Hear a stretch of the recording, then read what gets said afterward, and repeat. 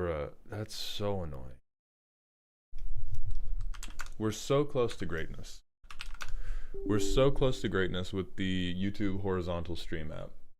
Like if I could just do the horizontal and vertical stream genuinely instead of selecting horizontal and vertical and then having YouTube fucking hoe me with the goddamn auto cutout. Just let me edit the layout, YouTube. Let me do it. Anyway, more Welch's grape juice, children. More Welch's grape. Unplug, replug, because we got to go live on TikTok.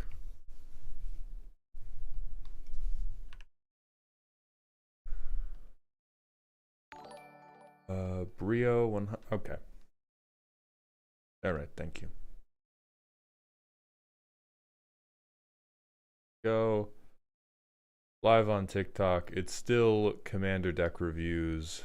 We did not post today before stream. Petrus, thank you for the tier 1 sub for the 13th month in a row. Welcome back to the Dog Home. So I presume you are one of our roasties today. Let me go look. Yes, right. We talked on Discord. Perfect. So the order today, Petrus is already here. That's great. We have Spooky Sammy. Ludix Avison, thank you for the prime sub. Welcome back to the Dog Home for the 3rd month in a row. We have Spooky Sammy. We have Shaper, who will be on YouTube. And then we have Kaiser, who, as best as I can tell, has not submitted their information on the Google form. So once they get in here, we will figure out them delivering their deck list unto me, either via Dear Maldhound or a direct email or something. Squirt, thank you so much. Welcome to the stream, my friend. Let's talk about this smoke alarm beef. Gorilla Azul, thank you for the 7 months at tier 1. Welcome back to the Dog Home, my friend. The smoke alarm in Z and I's house went off for no fucking reason, like 3 times in the middle of the night. So at first I assume, oh, whatever, the battery's low or something. We go back to bed. Happens again. 1 time. For no goddamn reason. And then at that point, we don't fall asleep for like 2 more hours because we're sleeping at gunpoint from this fucking smoke alarm. Holding us hostage. Yeah, I don't know, Ungodly One. The smoke alarm just busted early for no reason. And it made me so mad because my body decided that, well, we don't know how many more times it's going to go off, so we're going to manually review every anxiety you have in the world while we have this time together. While we have this time together at 1 a.m., we're going to manually review everything that ever stresses you out. So I'm a little crunchy today.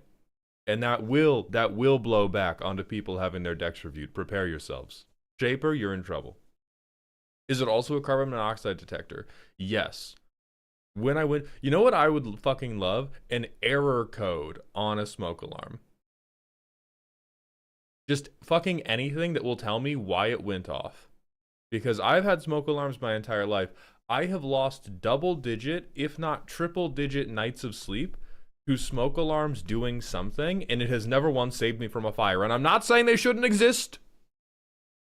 I understand that as me being a child. I am just saying it has taken a non-zero amount of time off my life to be warned about smoke, and I have never had smoke actually come for me. So I would fucking love if we could just get a little display, you know, that said like, low battery, dog. We felt a little carbon monoxide, dog. False alarm. We thought there was smoke. Like the gist, we make the exact same noise for 18 different things, and it's on to you to assess at 2 a.m. which of those things you think happened. Holy fuck. Holy fuck. Anyway, 3-minute ad break. Twitch chat, get abyssaled. I think the light beeping pattern is the code. There was no light beeping. There's a solid green light. Rat fan, no fucking way. How do you feel about alchemy cards that aren't nonsensical, unprintable bullshit like Bailout Mischievous Lookout, and Sagan. First, every alchemy card is unprintable bullshit. Let's get that straight. I hate all of them, except for the heist ones.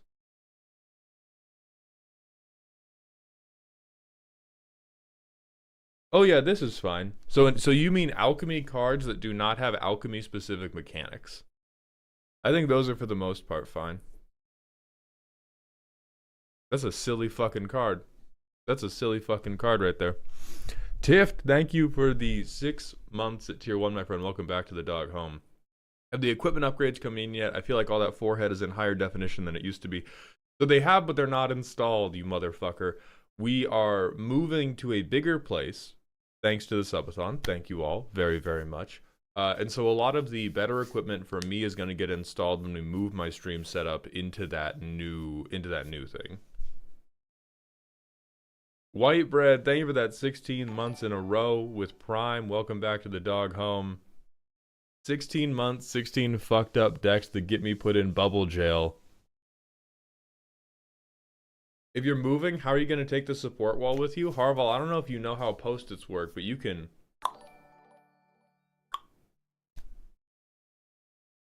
You can just do that. And if there's any that we can't restick, I can just rewrite them. Post-it notes, you know, they don't crumble into dust. Hello, Calypsy. Thank you for coming to the stream. I didn't say the post-its, I said the wall. My fault, Goat. I didn't realize we were being absurdist this early in the morning. Dale, thank you for the $5 super chat. Father Mauld, I seek your advice. My dedicated pod is moving to bracket 4, and they still ignore my smothering tithe. Could my propaganda still work? If you mean the card propaganda, that will probably work less and less unless your playgroup misunderstands what bracket 4 is. Because some people think bracket 4 is like Kedis Rograk, Voltron. You know, you can technically build any deck bracket 4 because it is like your deck taken to the absolute limit, but some decks' limits are different, alright? We're in the Dragon Ball Z universe here. Some people have to be Krillin. And so if your pod is moving into bracket 4 and still primarily doing combat damage decks, propaganda will still work. The big thing with propaganda is that typically as a pod moves into bracket 4, they do more and more combo, and combat damage matters less and less and less and less. If anything, they'll only need to get one attacker in, and it will be Tymna. So they won't care at all.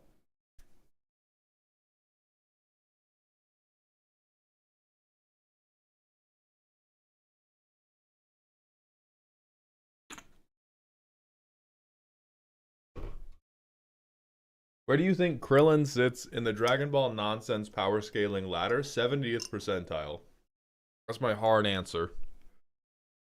That's my hard answer. So that's a 3 out of 10 for those of you who do not understand percentiles.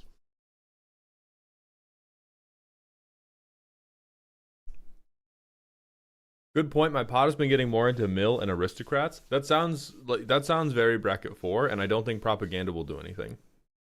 Lulu, I responded to your comment. Thank you for commenting. I'm sorry that I'm an idiot. I'll see you on the 22nd, my goat.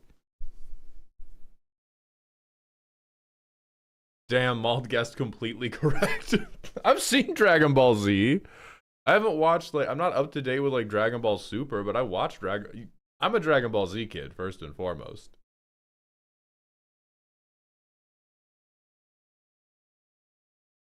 I was wondering, this discussion popped up in my playgroup. What's your opinion on guild signets versus guild lockets? The lockets are fucking terrible. Yeah. These probably seem awesome if you hate the idea of ever casting a spell just to draw cards. But they're very slow. The difference between if you have a 4 mana thing to do, or a really good 3 mana thing to do, the difference between casting your ramp spell on turn 2 and getting that shit going turn 3 versus ramping on turn 3 to get it going turn 4 is crushing, even at the casual level. So I think these are much, much better, but the lockets become good if you are allergic to actually playing card draw, and you are so What even would the game be? I don't think it's like Terraria pilled. Like you need everything to do a million things all the time. I don't think that's Factorio either. What's a double duty ass game? What's a game where like everything is a Swiss Army knife? It's very like, hold on.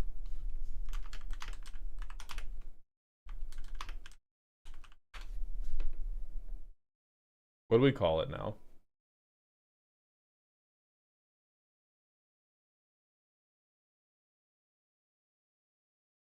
HM Companions. That's what we're going to use. Mules. Perfect.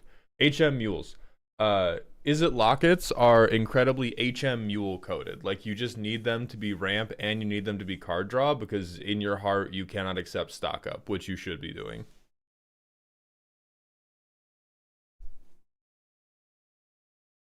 Hello, I'm Astra's friend. He got me a deck review. I will be here. I got to go pick up my BF from work, but I will be back right after. Wanted to show signs of life before I left. Sammy, thank you if you are still around. About how long? Just so I can plan the rough order in my head. Good morning, Jomi Bug. Welcome to the stream. Good afternoon, Lumberjack Shaggy and Slime Central. Thank you for the Twitch follow. HM Unpaid Intern.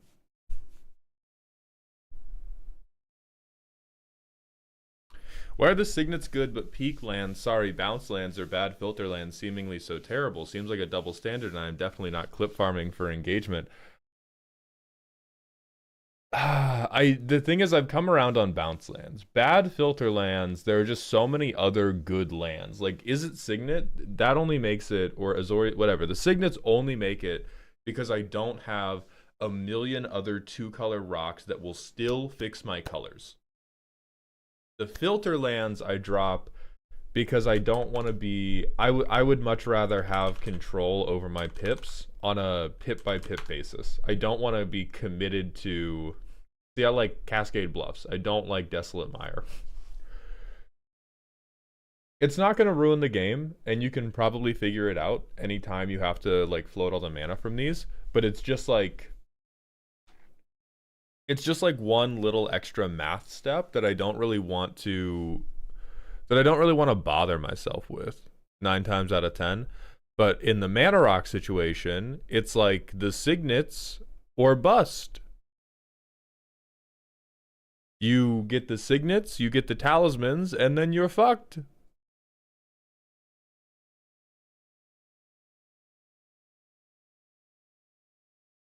Hey, thank you, Slime. I'm glad you've been enjoying the videos.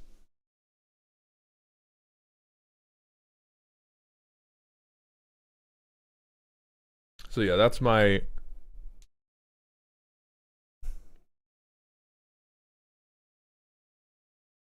That's correct, Arthvale. Mana Rocks ramp you, lands don't. And so a Desolate Mire does not get me 4 mana on turn 3, but an Azorius Signet does. Play Chromatic Orrery? I've been sliding that in more of my decks. I feel like you have to be like 3-color or Eldrazi to justify Chromatic Orrery.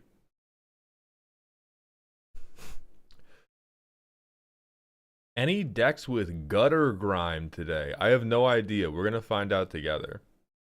Do you think I'd be too evil turning Lazav into Phage and one-shotting someone at the table? That sounds like exactly as evil as a Lazav deck should be.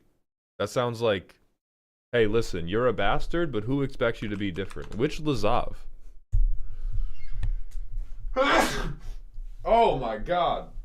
He tried to kill me. You all saw. Holy fuck.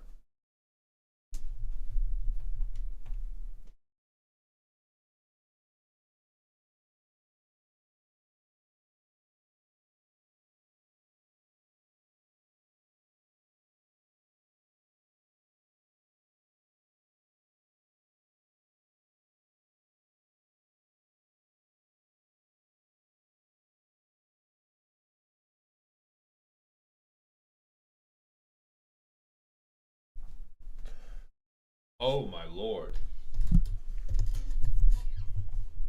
Huh. Huh. Lazav, familiar stranger? You know, I can actually see how this one would make people feel the worst. Because compared to the Multifarious, and compared to Lazav Wearer of Faces, Lazav Familiar Stranger is the only one who can only do the Phage trick one time. Because you can only do it on the turn you exile it. And like, even though that's still extremely fair, I can understand why in like a bracket 2 casual table, that somebody might feel some type of way because it's the Finn the Fangbearer problem where you go like, oh fuck, you killed me. You can't do it again, dickhead. What are you gonna do about the other 2 people? And then you lose, and then they feel like Krillin. Because they didn't even lose to the big guy. They lost to the guy who lost to the big guy. That's tough. And I don't even think it's truly rude, but like I would, if we were friends and you hit me with Lazav and we had 4 people in the game, and on turn 4 you like put Phage in the graveyard, you hit me with Lazav, you knocked me out, I would have to reconsider our friendship, not because that's mean, but because you are so stupid. Because that should be your trick for winning the game. That should be your winning the game trick, not knock out a 4th person trick. I like, oh. Lad Mail, we got 3 ways to submit. We got 3 ways to submit your deck list. You can purchase a commission on Ko-Fi, you can spend $500 on the spot, or you can join during a free roast stream. That is not today. Lulu, thank you for the R$5. What's your take on Infinity Stones and Erd Heirloom as generic 2-mana ramp besides just potential power creep? I'd kill to ask Gavin about this. I think it's the type of power creep that is probably good, unfortunately. I'm generally pretty against power creep. I like the power level the game is at. I don't like it when green players get new things.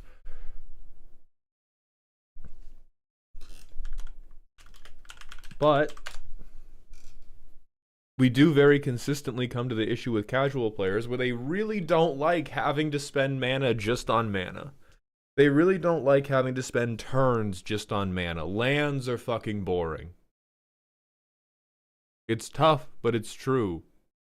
Lands are fucking boring. And so having a land that is narrower, but also provides you a very niche payoff, is really good for a casual player. In terms of the fun they get to have. And on top of that, this is not nearly good enough to fuck up the power balance of the game. And so I have a really hard time finding hate in my heart about cards like those where I'm like, oh, this is a like hardcore bracket 2, bracket 3 thing. It is not fucking up the power balance of the game. It is we are narrowing what the ramp typically does to allow it to also do a different thing, which is HM unpaid intern coded. But I think this is HM unpaid intern coded in a more flavorful way to the archetype.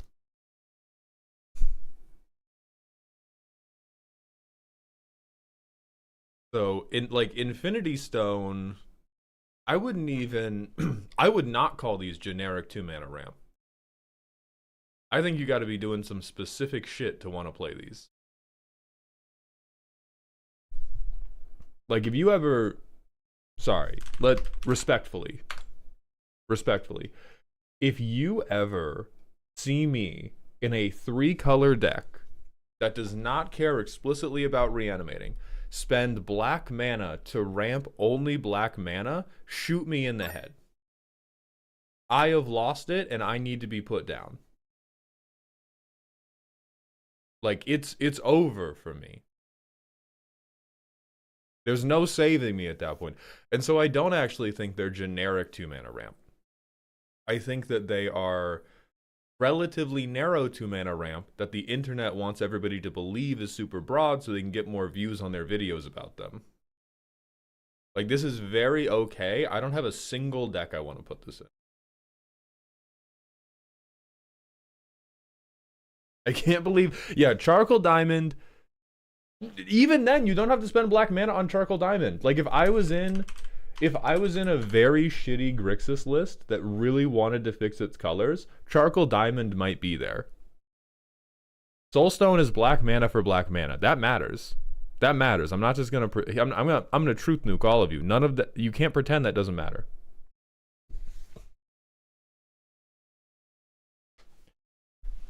So those are my feelings on it. Like, Erd Heirloom, and Soulstone both require a pretty specific buy-in from the deck builder to actually be useful.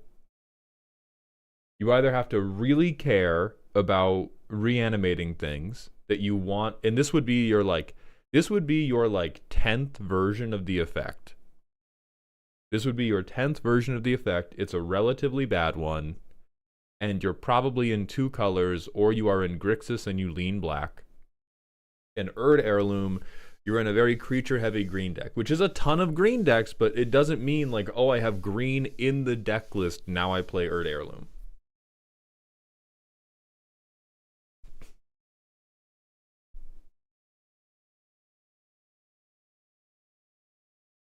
Not even mono black wants to use it to ramp, right? I think casual mono black decks do, which is another reason why I'm not like, why I'm not a big hater of it, because I don't think, this is not ramping you to the stars, but like I would probably play it in a Gwenum deck. If I was playing a mono black deck or a 2-color deck with black in it, and I was not playing at the power level where it's appropriate to go like, ha ha ha, Cryptghast, Extraplanar Lens, I have 12 mana, then yeah, I'm gonna run this. Yeah, it gives Gary a pip. I can't justify the $80 price tag for Soulstone. Wait till I tell you about Kinko's, brother. What if I told you I have a near real $33,000 Soulstone at my house? I have a theoretical copy of the $33,000 Soulstone printing. Yes, Erd Heirloom much better than Soulstone. Oh, I mean, it doesn't have the $80 price tag for what it does, but that's just collectability. Like a bridge we are going to have to cross in this game is that it is a good thing for collectability to drive the price rather than playability. I think that is healthier long term for the average player. And it means that all the big gamblers can just trade their hyper expensive copies. Now, the fact that we don't have a like dog shit ugly printing for $1, that's the big problem, because right now the game is straddling, we want our cards to have value because of collectability, and we want our cards to have value because you need them to play. A lot of card games, or every card game, will have that to some degree. Magic has it to a really, really strong degree right now. Yeah, that's fair. That's why the Pokemon TCG is pretty cheap to play, right? I think it's cheaper than Magic. I wouldn't even call it cheap. I feel like I've seen a few numbers for it. Pokemon deck price. Yeah, 500 plus for top of the line competitive decks. That's not cheap. I think you can make decks for cheap. Hold on. How much do Pokemon decks cost? This is 2 years ago, which is not going to be the most up to date. Oh my god, check out Deck Player on YouTube, guys. Fuck! It's Deck Player's video! Oh, okay. Most decks below $100. So yeah, it's relatively cheap. But even then, just being like, oh, it's not $100. Like if you told me a card game was cheap to play, I would assume you meant the average deck cost $10 to build. That was the heuristic I came into this game with, and it was why I immediately gravitated towards proxying. If you tell me, yeah, this game's relatively cheap to get into, I assume you're talking about $10 to $25 to get a deck.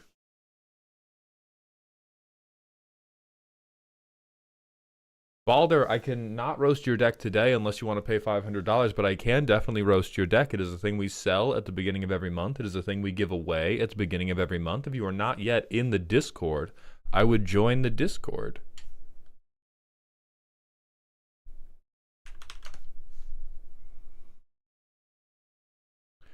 Pokemon Comtex, you roll about 80-ish unless you're using fancy arts. Thank you, Choza. Disregarded Rambles, thank you for the 5-stream streak. We streaking crazy style up in here. Okay. We've done all our vamping. Let's check on our guests. So we have Astra's friend coming back soon. We have P, because you're Petrus. Yes, we have Petrus here already. We have Shaper here already. Is the legendary Kaiser here? Kaiser is somebody who bought one for today, but did not fill out the Google form, and so I don't have your deck or your info.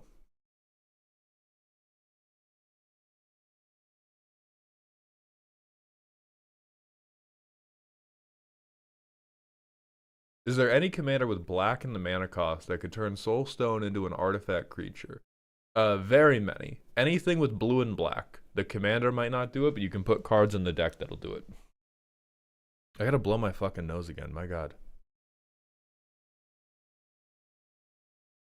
Okay. No signs of life from Kaiser. Unfortunate.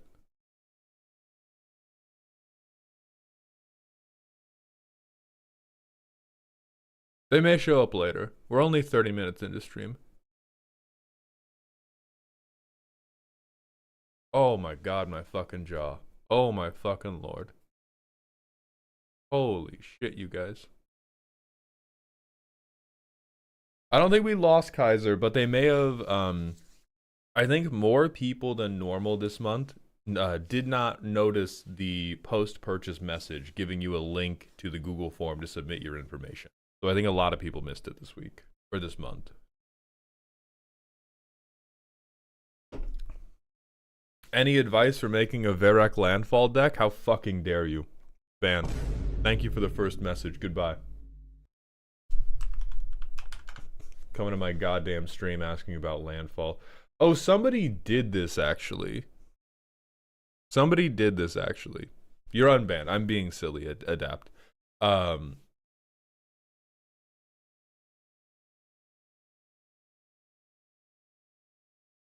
Most of my advice is you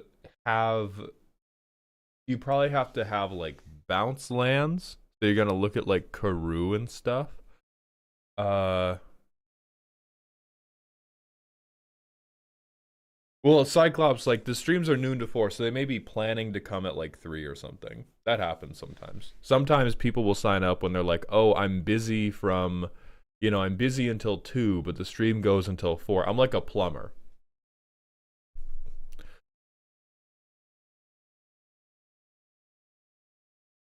I'm mainly just on bad tutors for fetches. Yeah, I mean, like, fetches are going to do a lot for you.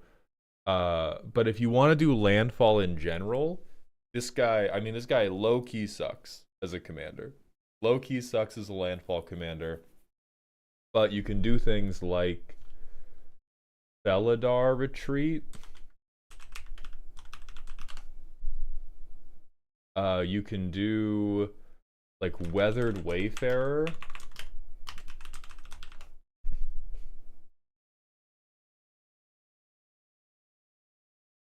There's other like Scholar. I think Scholar of New Horizons is. So I think you want activated ability.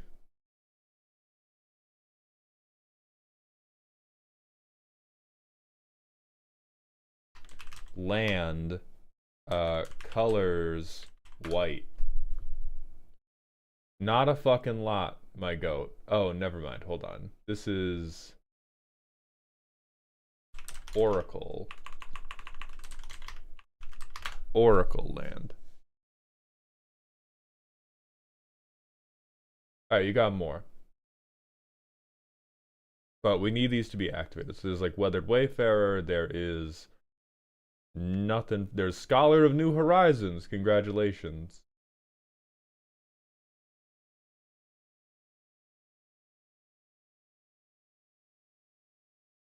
If you weren't in goddamn Orzhov, you could do Knight of the Reliquary.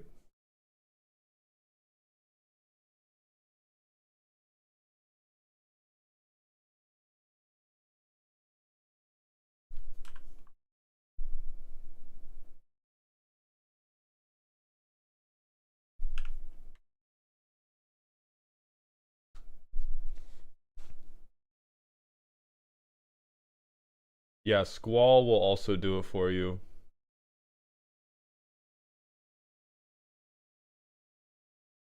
Oh, you have to pay light? Holy fuck, this guy is terrible. Then yeah, you should do Squall, but the thing is Squall is probably the better commander.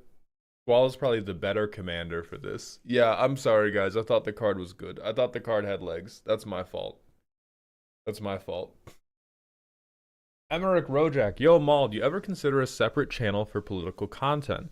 Not for political content specifically, but I have been considering for some time if it would be useful to make a second channel to do variety.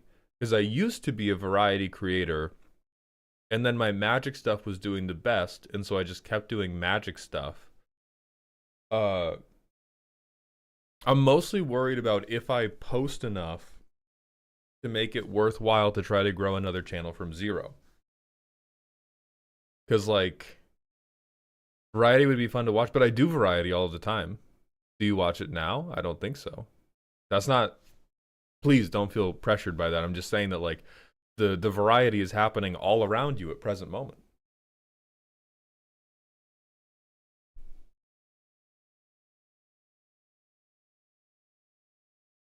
Devin, not today because I'm doing paid reviews. I do watch the variety shorts. So thank you, first of all. Then the issue becomes, if I just had a separate channel for it, I'm not convinced that I would make all that much more content.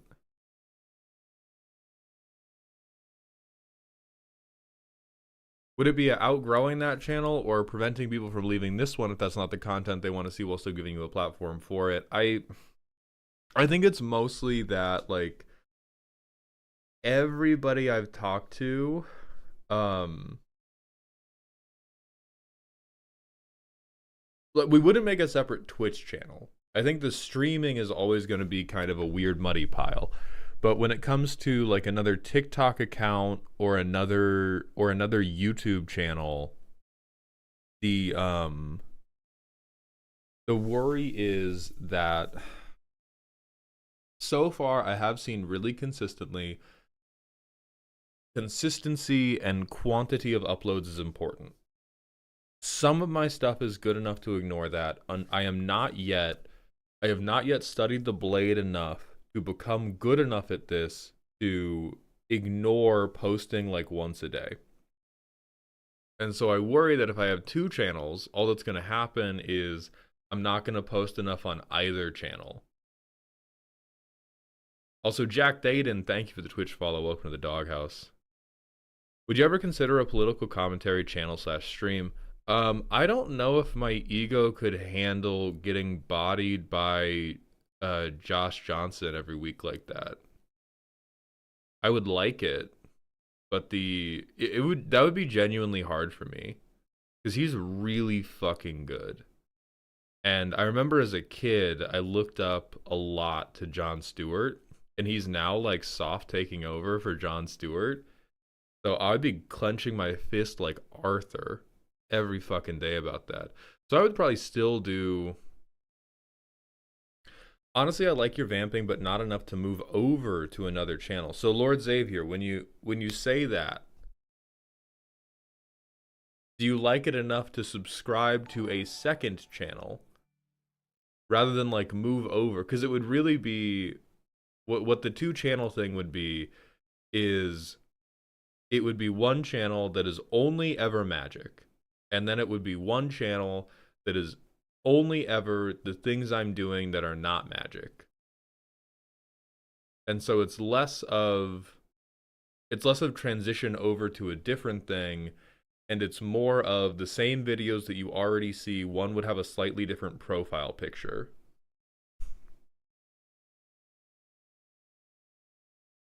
If we're allowed to ask random deck building questions before the reviews, do you know of any other green ramp punishers that aren't too intense like Confounding Conundrum?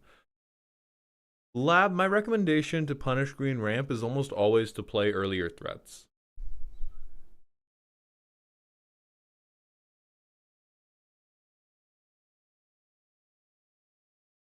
Like the thing you do to green ramp is not, oh, how do I de-ramp you? Unless they have creatures. If they have creatures, shoot their mana dorks.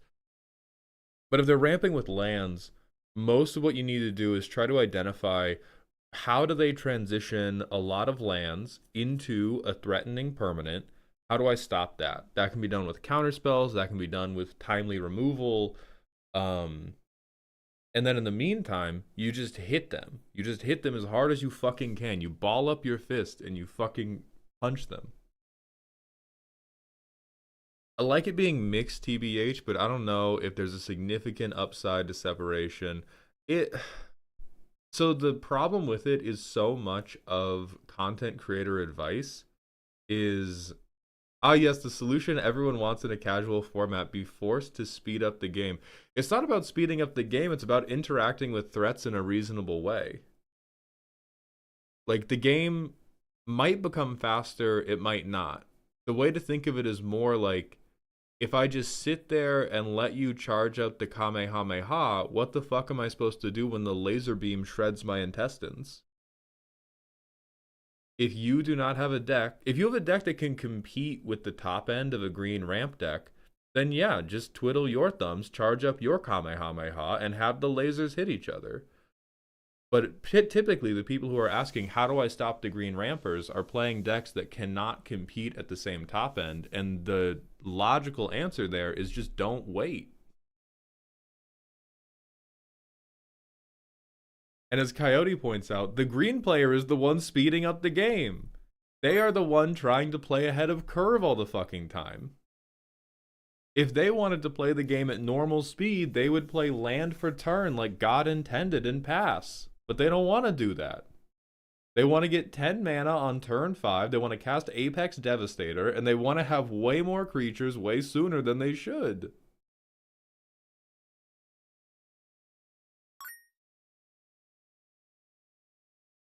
But anyway, and this is the last tangent I'll go on before Petrus we get you.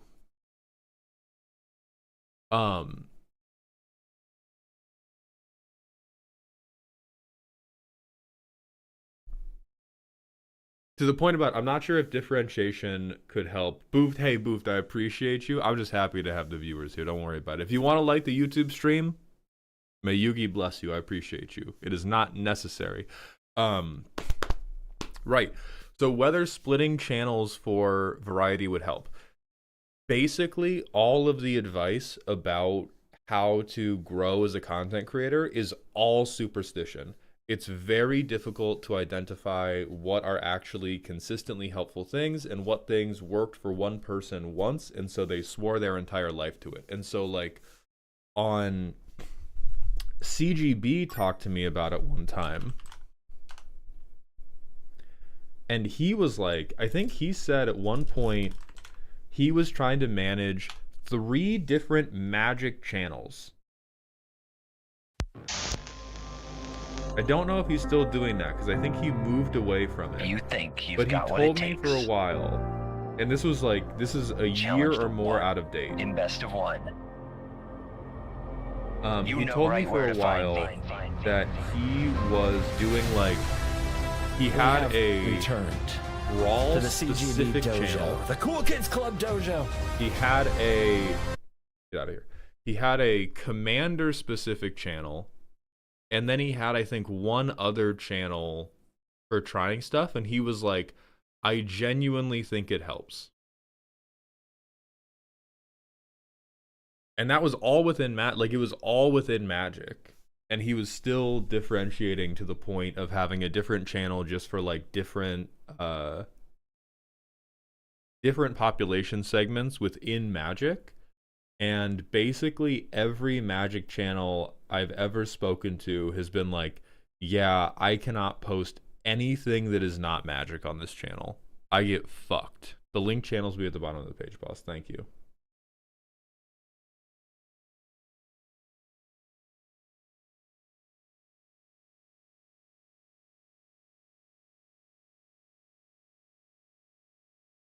Hmm. So I don't see any. So it doesn't look like he is doing this anymore.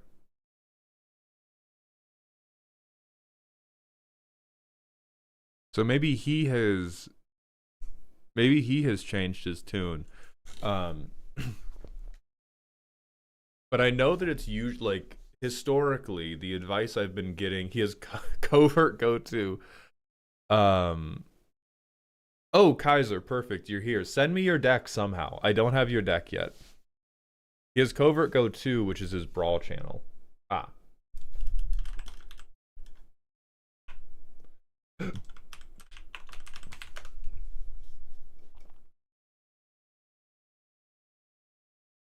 The second channel for non-gameplay videos.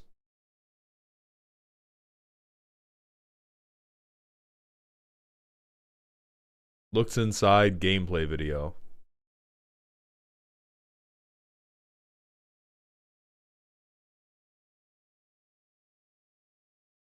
And so, yeah, I think there's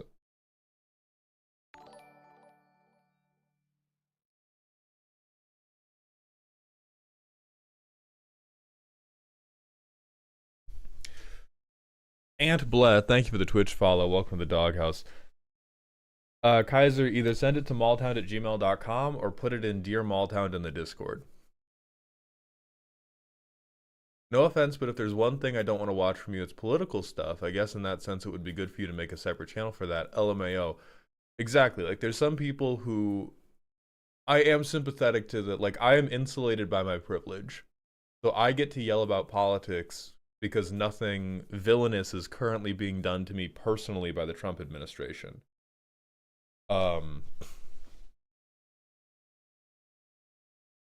He's talked about how this is the videos he doesn't post on the main channel, so he doesn't have to worry about view counts for sponsors. And that's another, like, that is another meaningful thing and matters a lot for the, like, snowball rolling momentum. Because if we look at some of my stuff, couldn't you just keep it on one channel and do a different playlist? That is one degree of separation, but it's typically not enough. Because what's happening is...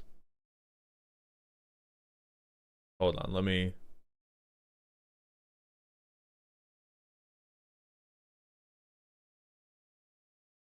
Here, let's look at these views. So we have... Risk of Rain 2 video. We have motivational content video. We have magic video, magic video, magic video, magic video, magic video, magic video, mega bonk video, political video. The best non-magic video cannot rise to the lofty heights of the lowest effort Twitch clip that I've posted in the last week.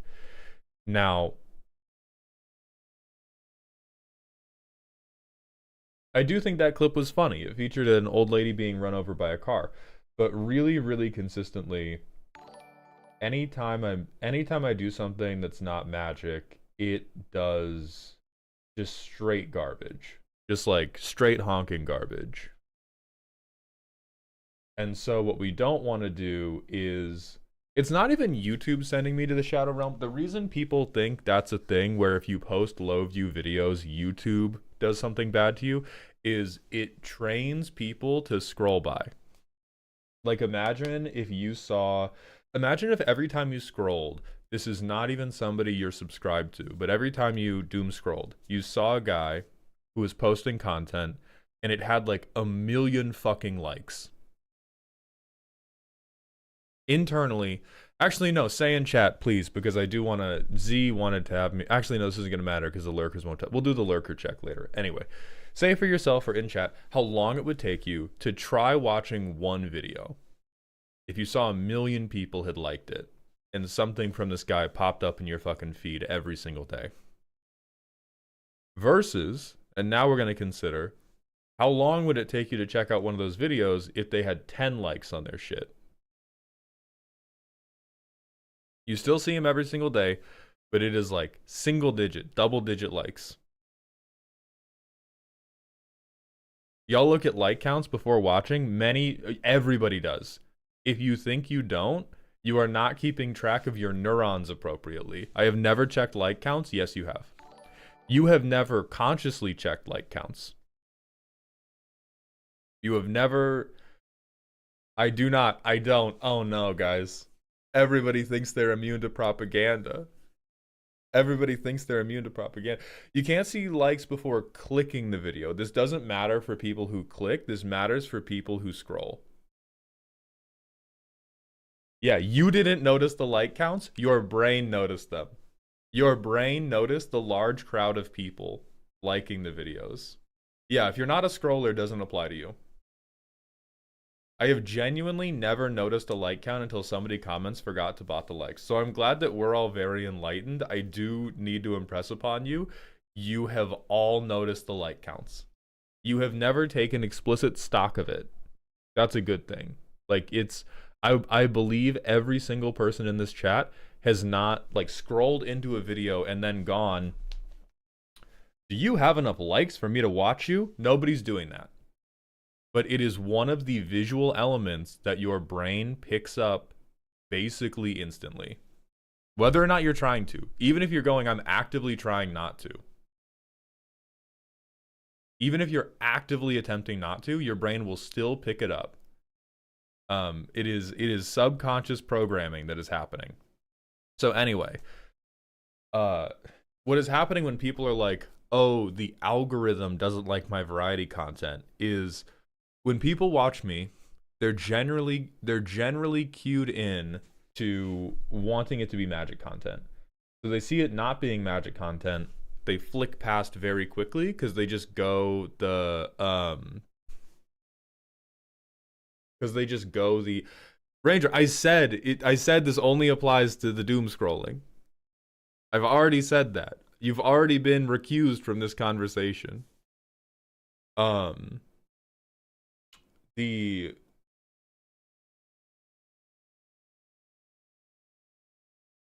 anyway, likes operate as a level of subconscious social buy-in. And so you have, it's not a 100% of the time thing, but there is absolute herd mentality that occurs when you have a video that just has a, this is why botting exists, and it's why botting works for so many people. And so the main argument for me to make a variety channel is that when I post things like Megabonk, or when I post things like this political video, the like difference is enough to almost matter. I think there's also an argument that my clips channel should be separate as well.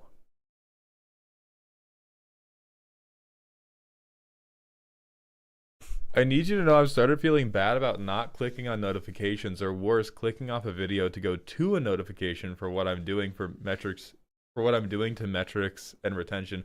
Don't feel bad about that, Troper. Listen, it's my job to make the stuff compelling enough for you to want to watch it genuinely. Don't worry about going out of your way to support me. You will support me by natural habit of enjoying the stuff I like, and if you don't like the stuff I like, don't watch it.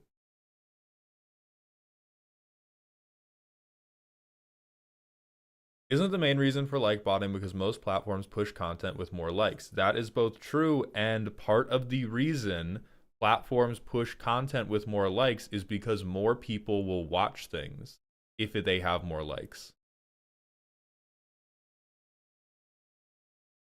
Oh, it's for other smaller creators? Don't feel bad for any of us. We're here to entertain you. If we don't entertain you, we die.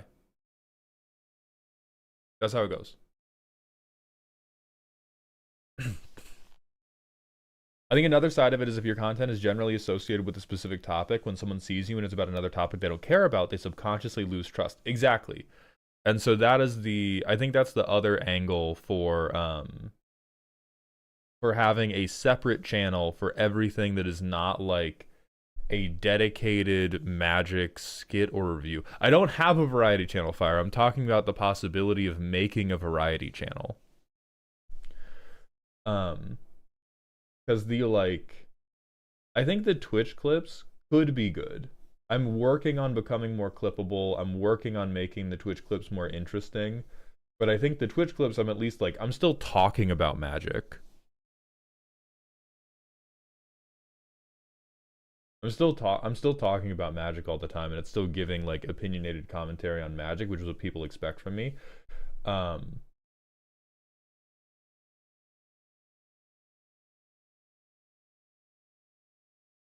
wow, that went to bad. That's crazy.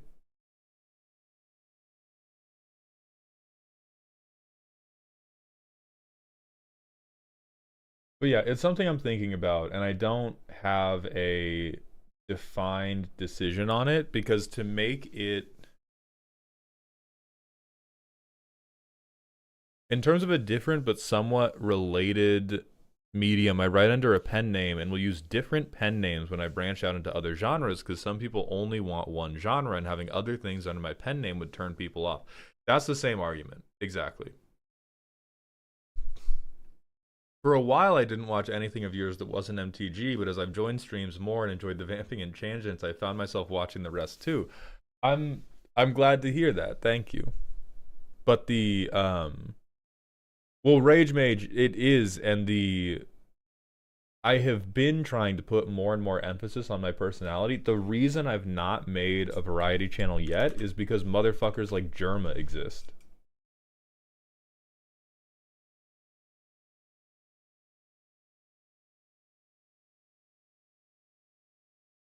He just does whatever the fuck. He just does whatever the fuck. And I'm not as entertaining as Jerma yet. Um, but I do think there is a world where it can be a personality first channel that is a hodgepodge of a million other things.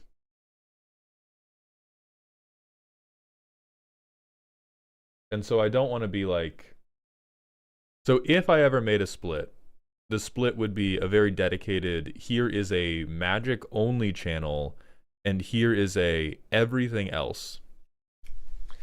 Jerma retired from variety streaming a while ago and only really does games nowadays, but considering who he is, you shouldn't try to measure yourself against him.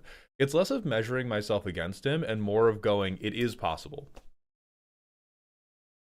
It's not that I need to get the same views that Jerma gets or that I want to be more successful than Jerma or something like that. It's that, like, okay, this is not an impossible thing. Anybody who thinks this is an impossible thing is lying, whether it's to themselves or to me. So it's not about being, you know, as funny, as entertaining as whatever. It's like,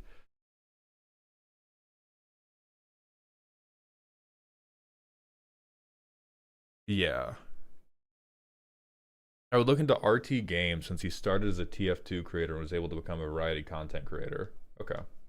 I can do that after stream. That's my own research.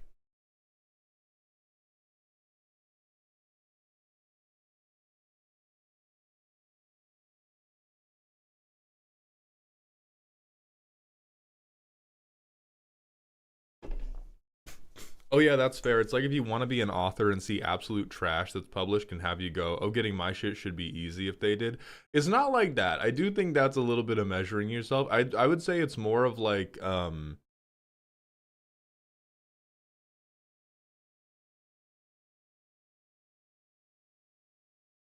I try to think of it as much more like Dragon Ball Z coded in the terms of like, "Oh no, you can blow up a planet with an energy beam. We don't gotta we don't gotta accept that we can only blow up mountains and shit." Yeah, Toast popped off from Hearthstone to Variety via Among Us. I think um a lot of it has to do with getting a good production template for what the Variety thing is going to be, and I'm working on that. Fire Phoenix, anyone can submit a deck, but they are paid. So it's not through Patreon. It's something you commission through Ko-Fi. And now I've run out all of our ad break time and I have to go piss. So I'm gonna do a 90-second ad break. Then Petrus is getting roasted. We'll be right back.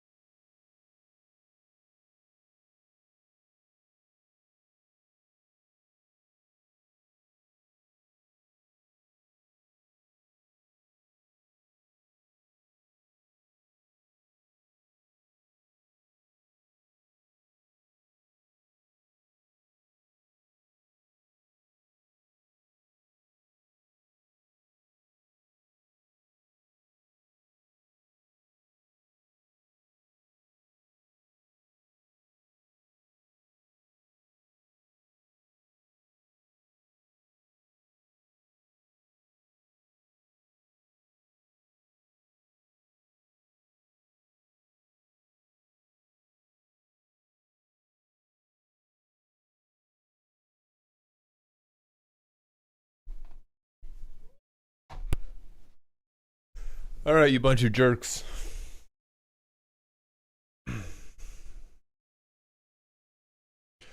Aren't different pen names more covert and unspoken than a different YouTube channel, or would anyone reading any of your works? Yada yada yada yada yada. That is true. The woke conglomerate, but the real thing is what I want to influence is scrolling behavior. And so if you are subscribed to Maldhound and you don't give a fuck about anything that's not magic, I want you to be in a headspace where you go, anytime I see a Maldhound short, I'm watching. Right now, all of my audience that likes my magic stuff but is not compelled by my vamping stuff is in a, like, if I see a Maldhound short, I'm watching 70% of the time.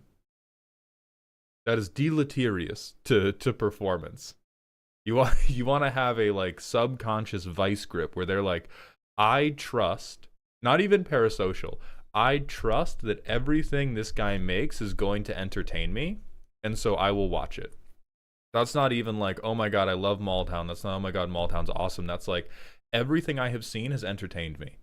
I am going to, no matter what the like count is, no matter what the share count is, no matter what it, no matter what's going on, I'm going to watch this video because I have been thoroughly and consistently entertained in the past.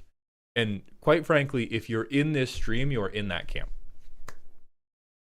I appreciate every last one of you, but streaming is the, like, most committed way you can watch my content. And so if we're in this stream right now, even if you don't think you're in that camp, you are in the camp of video goes up, everyone's watching it. So we're talking about, what I'm talking about is the, like, I'm talking about how do I go from 190,000 views to 500,000 views. That is the type of the magnitude of change I'm trying to figure out is how do I get my audience, how do I get an audience of like 100,000 to 200,000 people to double? And the way you do that is by having people be locked in every single time. And the last example, it's not viewbotting, the last example I will bring up, and this is, again, people are going to compare me to him in a way that is going to frustrate me, so I'm going to snip it right now. This is the same Germa thing. It's not about number comparison. It is about the, like, audience fidelity. Whether or not you watch the Zach the Bold, if a Zach the Bold short comes across your feed, it is the same thing every time. You know what it is.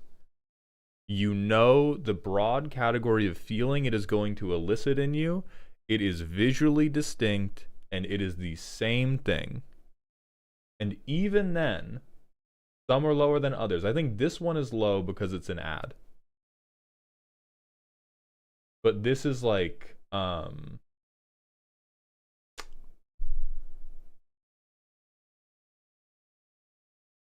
but this is the, like, Ivan Drago levels of the greatest variety is, hey, look, this lighting is warmer than this lighting, but everything else, the thumbnail, it is always a face. The titles are almost always win the blank. And the video structure is always the exact same. He has also done MTG, but whether it's a D&D or an MTG video, it's still the exact same narrative structure every single time. And so this is the type of thing where I'm thinking about, okay, would it behoove me to have one channel where that's how I operate? Where it is one thing every single time. I think the more one, and then one channel, because, like, there are many, many things. I have never met Zach the Bold in person. There are many things I admire about him. If this was all I did, I would lose my fucking mind. I can't do it. But I could potentially have one channel where I did stuff like this, and another channel where I yelled about Olive Garden.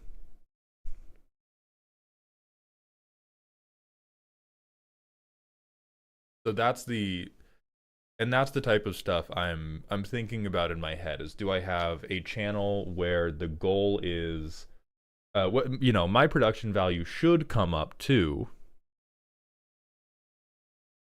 but do I have one channel where it's basically like just green screen rants?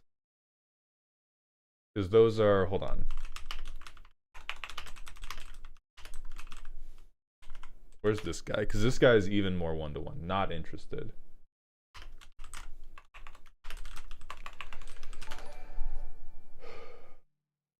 It might be Blake Jennings. I think it's Blake Jennings. So Blake Jennings is the more one-to-one comparison of what this would look like. Look at that. And I don't want to do... I don't want to have it be like ad infinitum what your blank says about you. But this is the type of thing where, hey, look, every video looks the fucking same. Chronic Rem, thank you for the Twitch follow. Welcome to the doghouse. Everything looks the fucking same. I am sure that the audio cues are similar over and over and over again. Views are very high and very consistent. And so there is certainly an argument for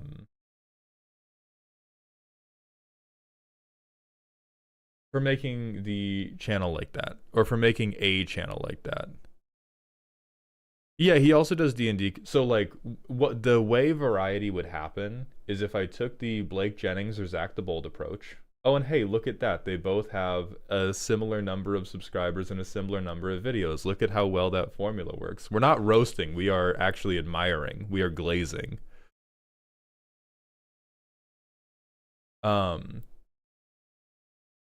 What it would probably be like is the channel would become every video looks like this. Maybe I like improve the maybe I like improve the camera quality, whatever. I could probably, yeah, the pantheon of green screen white men.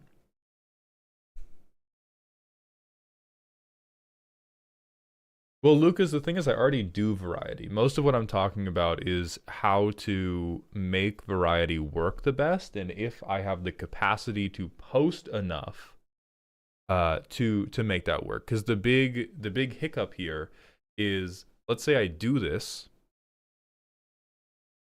and if I only post 3 times a week, and it's not even 3 times a week on each channel, it's 3 times a week between both my channels, that's not gonna work unless I'm posting just the best shit ever. Wolf, you watch for me, but again, we're not, even though I'm talking about it with you guys, none of this conversation is about how to appeal to you better. Anybody who is watching this live stream right now likes, well, I mean, maybe, hey, maybe you have just clicked in from the Twitch homepage or something, in which case, thank you. Welcome to the stream. I'm an idiot. Normally, we talk about Magic much sooner than this, and we will get to it in like 60 seconds. Anybody else who's in this stream is already in the watching for me phase. I'm talking about the people who are not watching for me. I'm talking about how do we steadily grow the people who like the stuff I post, but are not like, oh, I'm watching because Maultown posted there. I'm watching this is because this is a Magic video I believe is funny. Yeah, there are 150 people in this Twitch channel, and we're chasing Zach the Bold $500,000 shorts.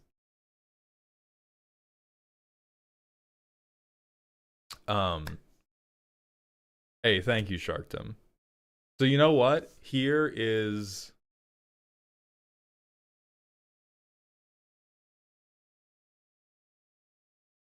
I think we can test this. I think this is a thing I'm talking about too much in theory.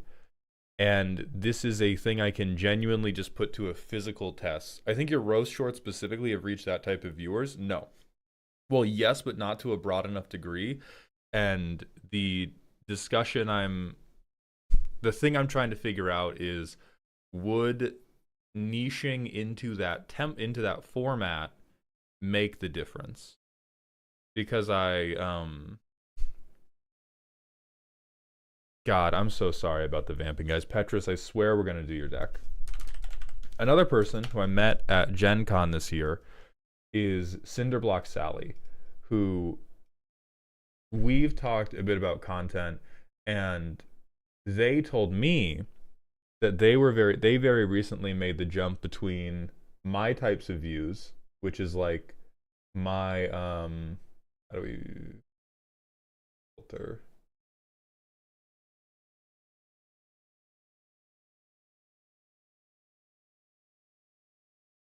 So my very holy shit, I've had shorts crack 1 million views. That's cool.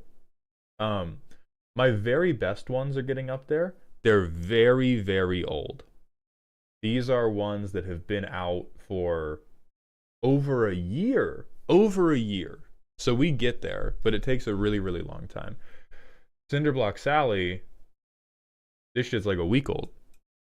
Zach the Bold, cracking 1 million views in like a couple days. And Cinder said that he saw his views go from the type of views I'm getting to these type of views, and he said he was posting less frequently, which was interesting, and why I say so much of this is superstition. But if you notice Cinderblock Sally's content, same video every time. Same thing every time. It's very consistent. And so a thing I've been ruminating on more and more and more is all of the people that I look up to in this space. When I look at their channels, it pretty much always goes like this, where the template locked in. Anytime you click on their video, you know the vibe. You may not know the specific thing, you may not know, homogenous, which I don't think I could.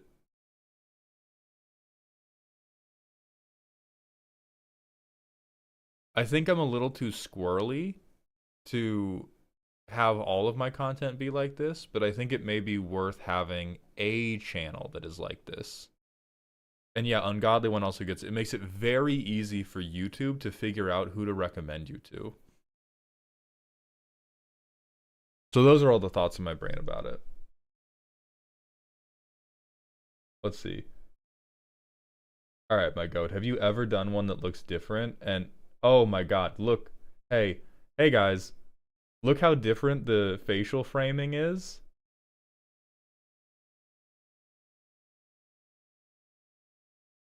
And look, we go back to the same facial framing, right back up. So there's a lot of stuff like that where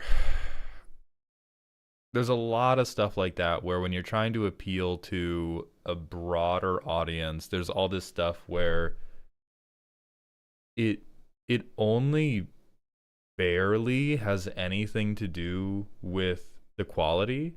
Like once the quality is above a bar of like, this is entertaining to most people, after that, we are, well, Zoria, and that's why there would have to be 2 channels. It would basically be a broad appeal channel and then a freak channel.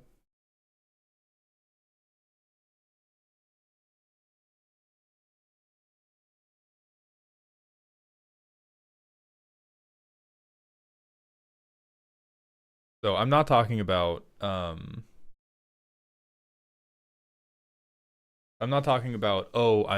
going to do this and this is all I'm going to do. Yeah, you guys are already the freaks. I'm sorry, Alpha. I'm sorry to say.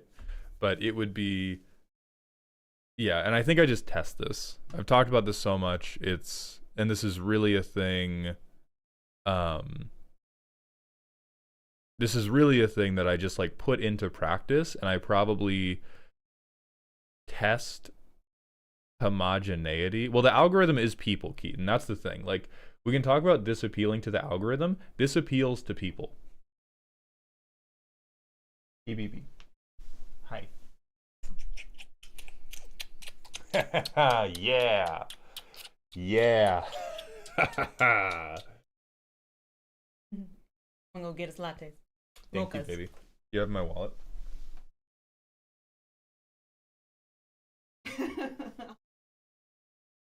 Eat your damn breakfast. Okay. Yeah, it's like career work with a side hustle. So, hey, thank you, Fire Phoenix. Have a good day, my friend.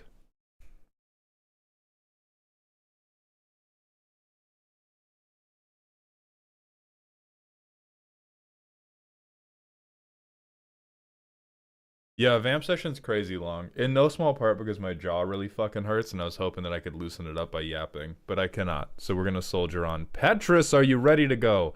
And Petrus, while you provide me proof of life, this is a analytics thing Z told me to check on. If you're watching this channel on Twitch and you're lurking, please just say one message for me. Z showed me a bunch of clips about this. And all right, thank you. We got one. Thank you. Cringe message, please, light it up. I think this is copium, but a couple people have been posting about like Twitch view counts changing. One message, thank you, Geo, thank you. Lurkers rise up. I believe in all of you. What happens if I redeem a second special Discord role reward? I take it away, and then you prestige. One message, I appreciate every last one of you. Thank you very kindly. I know this is annoying and cringe. Yeah, it seems like BS. Well, I've seen it in action on other channels, but they're typically much larger. CDR Charmander, thank you for the Prime sub, my friend. Welcome back to the dog home.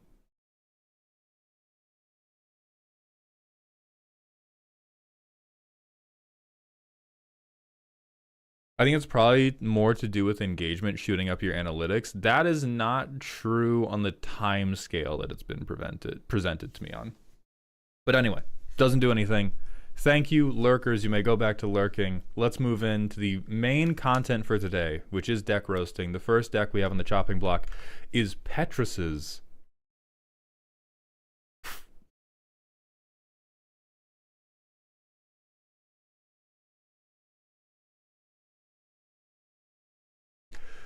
This is a spooky, scary, infinite guideline station deck.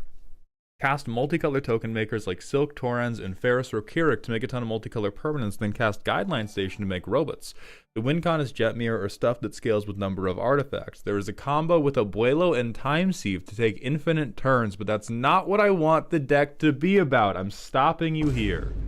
I'm stopping you here to tell you fully and clearly, my brother, that is what the deck is about. Particularly because Infinite Guideline Station is a draw engine. Once we station this, which I imagine is part of the gimmick, it's going to draw you a fuckload of cards. And so if you have a 2-card Infinite in your deck that draws a fuckload of cards, that is what the deck is about every time. It is overwhelming the flavor, all right?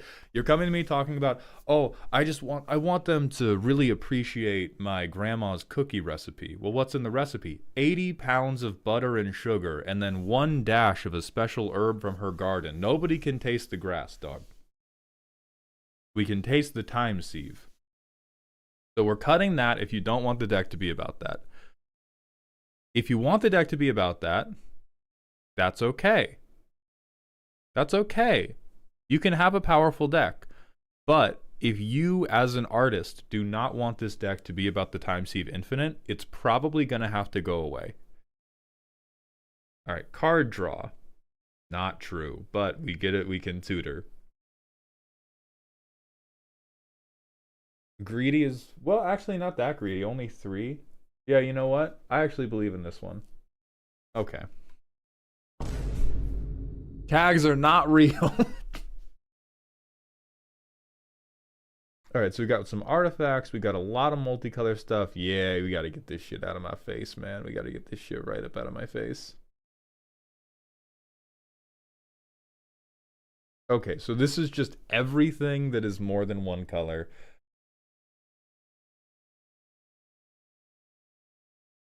All right, all right, all right, all right. And then also Farseek.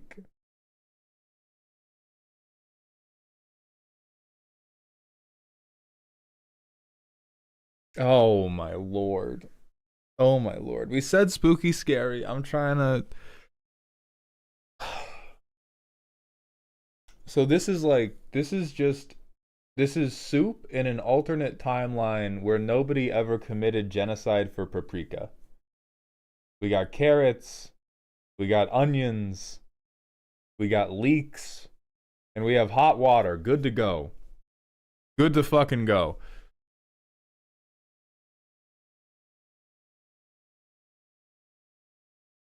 Alright, so I think this looks much more like spooky to me than scary. We do not appear to have a very clear game plan other than we have a diversity quota.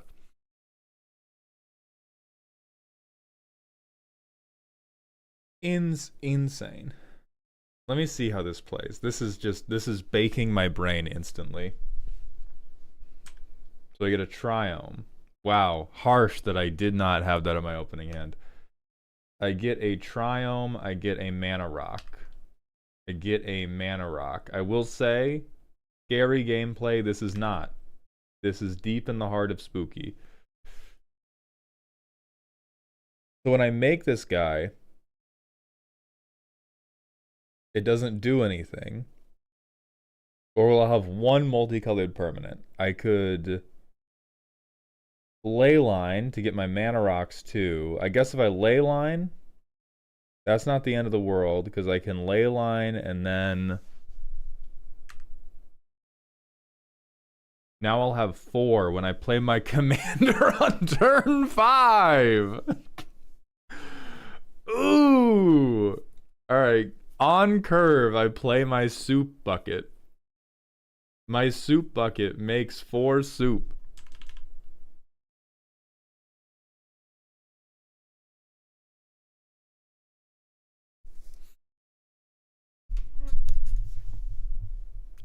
Next turn. Holy shit, random artifact synergy go. Excellent. I can Pinnacle Emissary.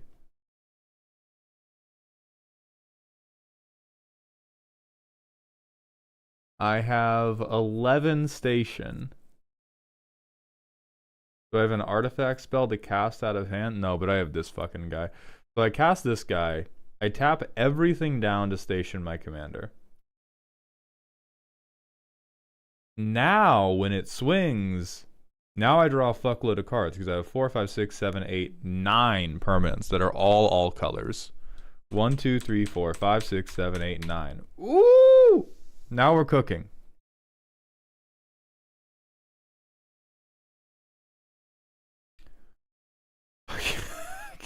Counterspell here. Glimmervoid. All right, graveyard, graveyard,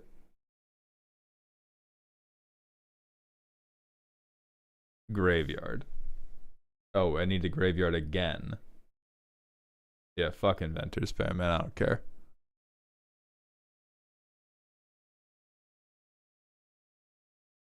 I wouldn't be that harsh to Pinnacle Emissary. You can warp it for 2 cast triggers while Guideline Station is in play. What the fuck are you talking about, dog? I mean, I don't think it's the worst card ever. I just think that we have... My initial conclusion is that we have detoured the multicolor synergies too much for an artifact synergy. Too much for a secondary artifact synergy. Fatal, thank you for the Twitch follow. Welcome to Doghouse, my friend. So right now we're living in 2 worlds. We're living in spooky multicolor world, and we're living in scary artifact world. The token makers are the main strategy. That does not give me any more precision because your commander is a token maker. So when you say the token makers are the main strategy,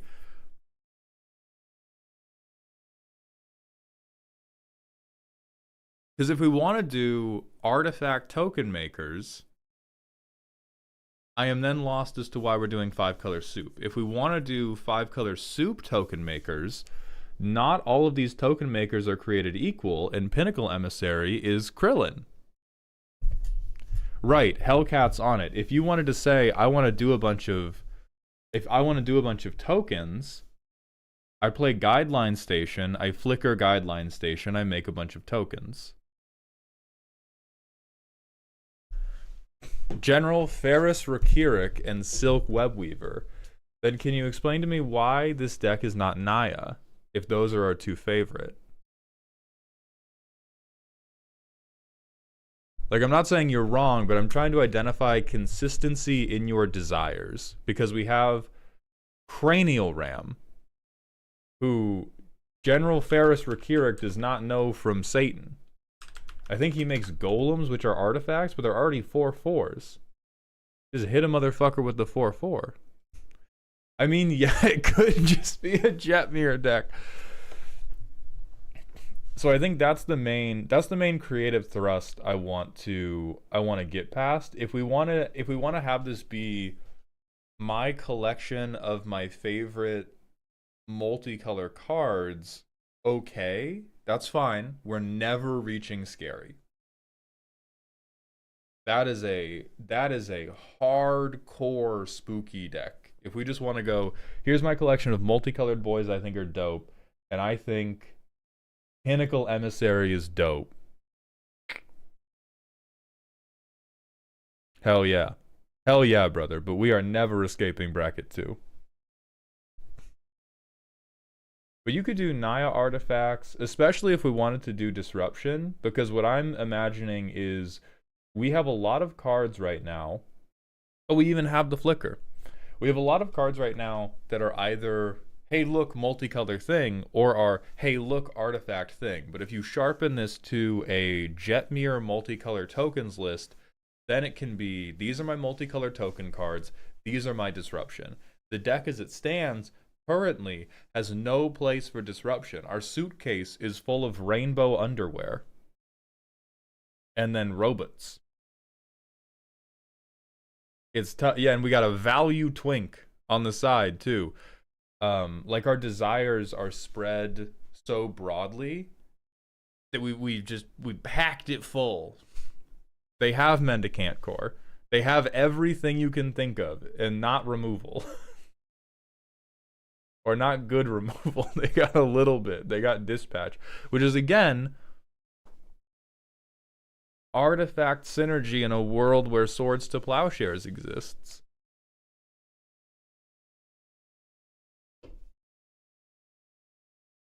So this is a Siamese twin type deck that I would heavily recommend splitting into. Here is my Jetmir deck. And here is my multicolor soup deck. What is the line between scary and spooky? The line between scary and spooky, in scary, every single thing you play needs to be threatening. In spooky, you can threaten people once you have a confluence of things.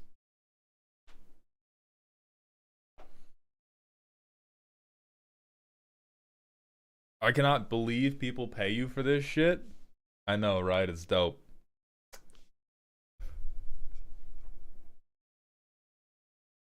So we are both mechanically stuck, and I think we're a little bit creatively stuck. You may not suggest organic extinction.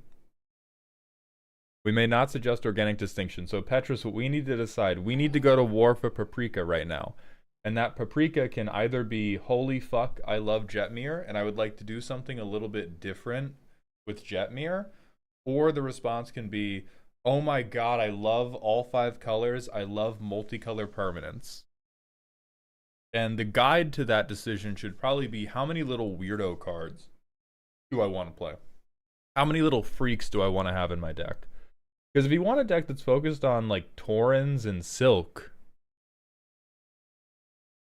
like, hell yeah, brother, that's a Jetmir creature deck.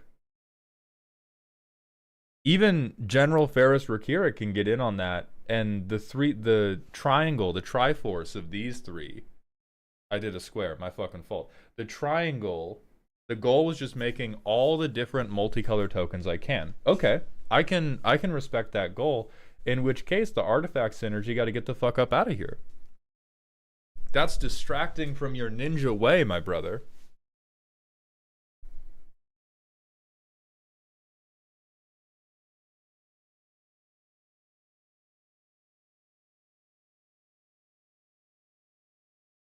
Let's see, where's this motherfucker at? Not a multicolored token.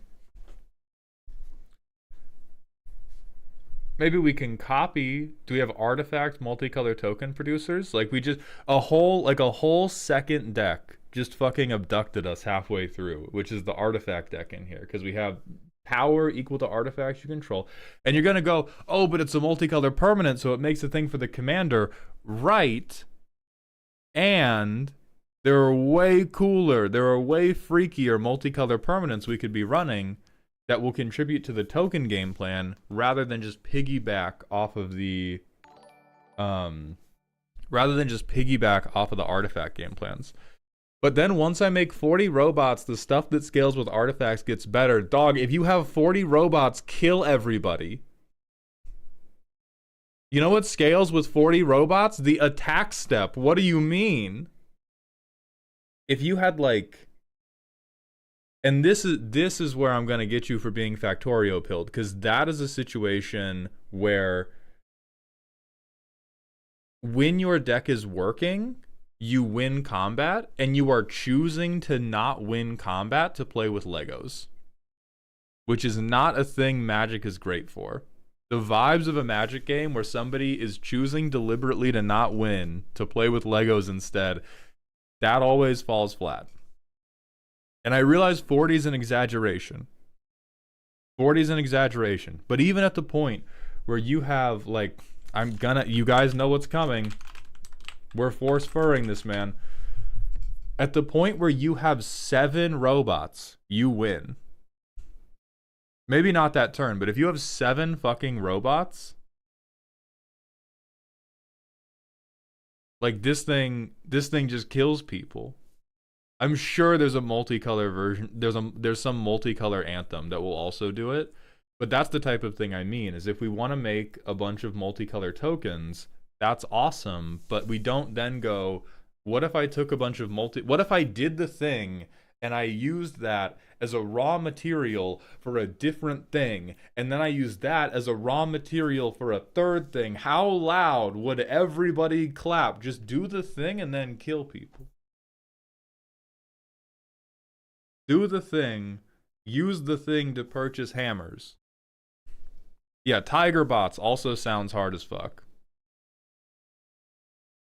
That's my recommendation. Right now, we have, I'm going to do the thing in order to do another thing, which is like, that's too much even for Casual Commander. Casual Commander, you can definitely get a little, you can dawdle a little bit to do your thing.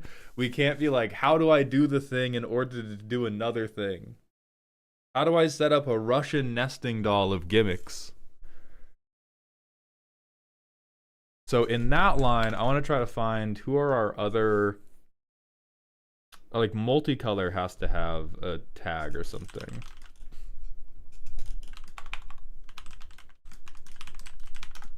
Is that true? Oh, fuck, it doesn't! I'm gonna piss, dude.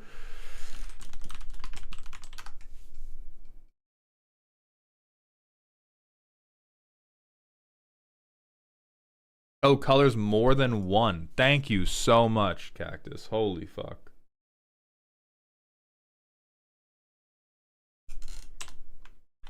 Colors more than one. Oracle token.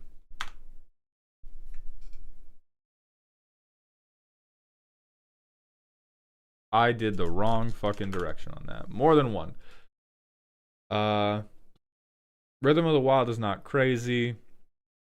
This makes tokens, but it does not make multicolor tokens. Does not make multicolor tokens. I fucking hate to say this, but like, multicolor tokens. Multicolor guy making multicolor bitches. This is just blue.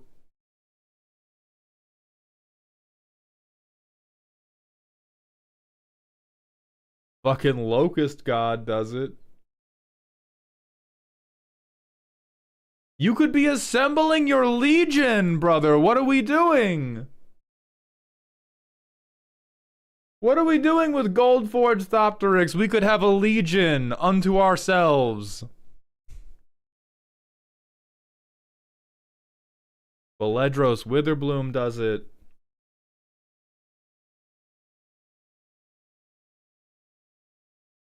This is just monocolor.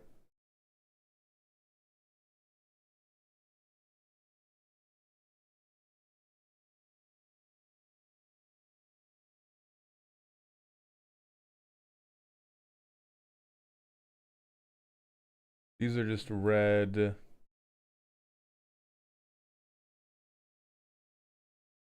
Ooh, Khazar does it and cares about creature tokens we control. And so if we're doing the Torrens plan, if we're doing the General Ferris Rakirik plan, we not only have Commander makes a million, we have Khazar, when I swing, I get to double up into more tokens, and I get to shoot somebody for all the tokens I have.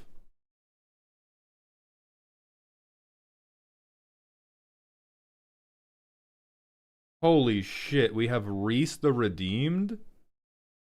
Not only makes multicolor tokens, he doubles up all of our multicolor tokens? It's right here.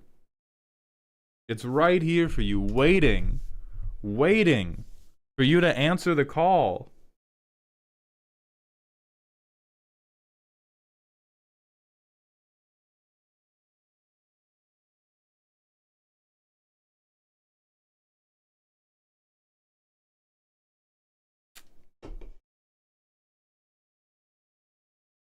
Oh, there's Silver Quill stuff? Okay.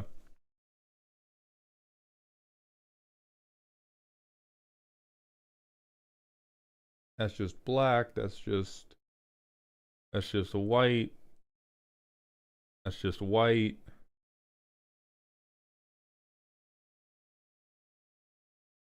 So that's immediately just a couple more token generators that aren't even like multicolor freaks. Yeah, we could put Rocco in this deck to have a multicolor card that tutors out one of our token generators.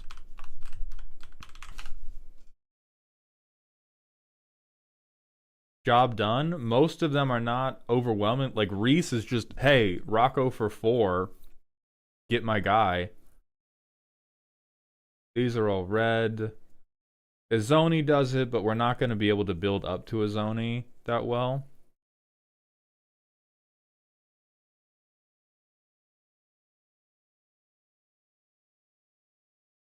These are just green. These are just one color.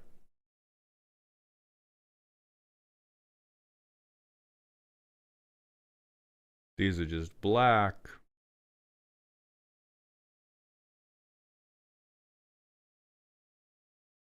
I don't think we're doing counters for Felisa. Let me look at Shadrix.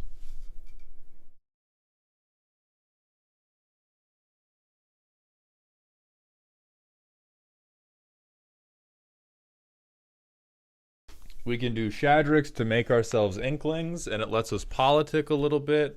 Like this, there's so much heat for spooky collection of multicolor tokens that we're not currently doing that I would like us to lean into if we want this deck to be tokens. Oh, what's this fucking guy's name? His name's Jay, and he makes angels, but I think he cares about like 5 color.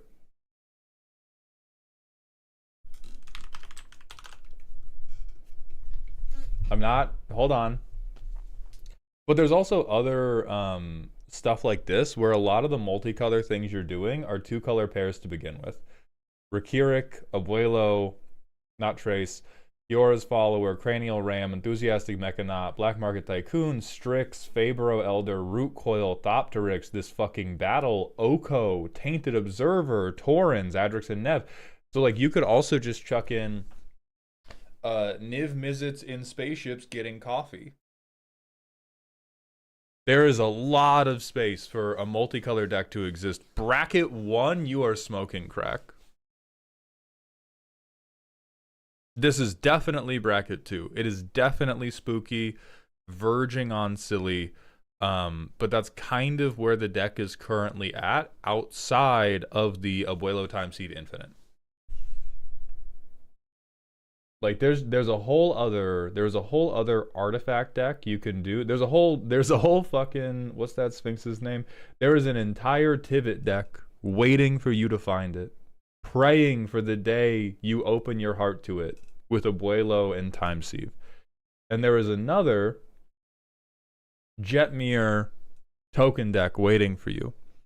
This deck is waiting for you to accept the light of Kaiser into your heart, the light of Reese into your heart, the light of Niv Mizzet Guild Pact into your heart. This man is so Niv Mizzet pilled. I'm committed, all right? I'm committed to my business.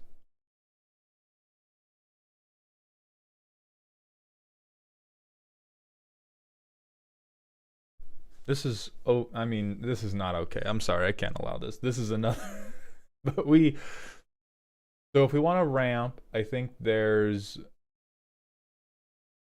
probably one or two more things we could be doing. Soul Ring seems hyper unnecessary in a world where we're trying to do multicolor.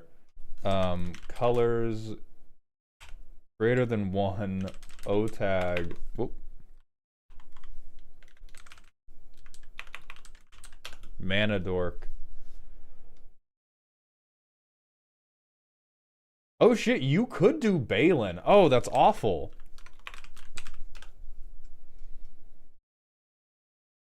We're making tokens, right? We're making token makers in cars getting counters. There's so much we could do here, Petrus. Open your heart. I hate all of these cards, and I'm still. So here's what I'm gonna ship to you, dog. Here's what you gotta do. You gotta make the shithead Avengers. You gotta make the broke bitch Avengers.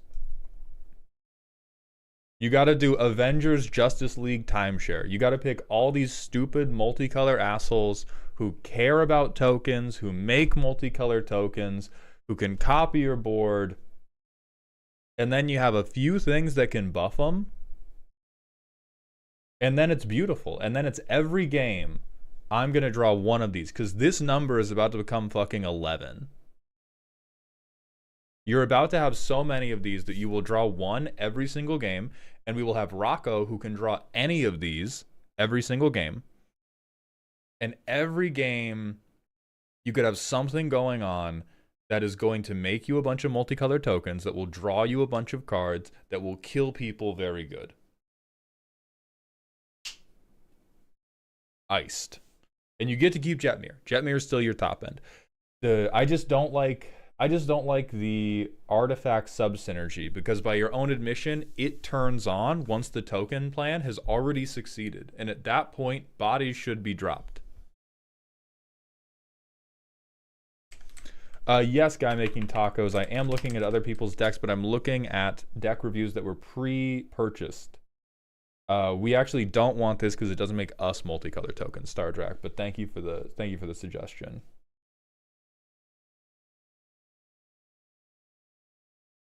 Oh, we have Draw Engine Selvala too. Holy fuck, you have so much stuff.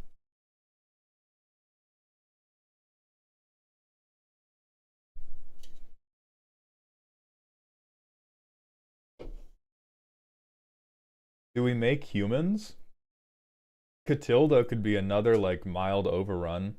Soldiers, elves. One human, one of your favorite guys. Two of your favorite guys make humans. Potential. Okay, only two. So this would be like a pretty deep cut, but if you really fucking love those two the most, you could do Catilda as well. At minimum, Catilda is also a mana dork. Catilda is a two color dork that will tap for green and will tap for white. So I think there's a lot of potential here. I would really heavily suggest that you investigate it, because right now these seem like your two favorite decks, and then a YouTube Cognito Hazard info short.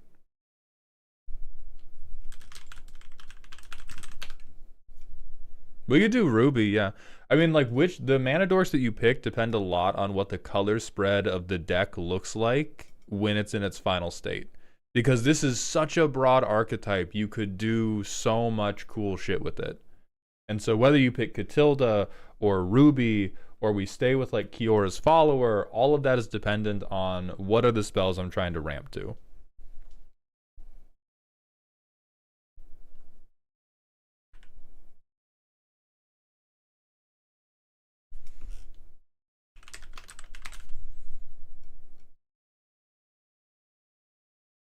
So Petrus, you are dunking straight into the sauce bowl.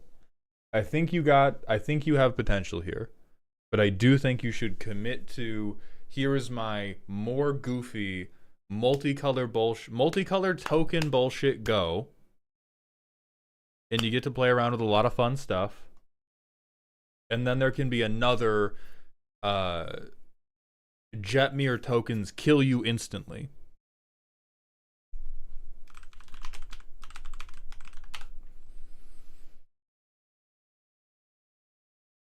I think Mardu Siegebreaker is... I don't believe in this because we don't have a lot of ETB token generators. And so whatever we exile, we just sack them at end step, so I don't like this as much.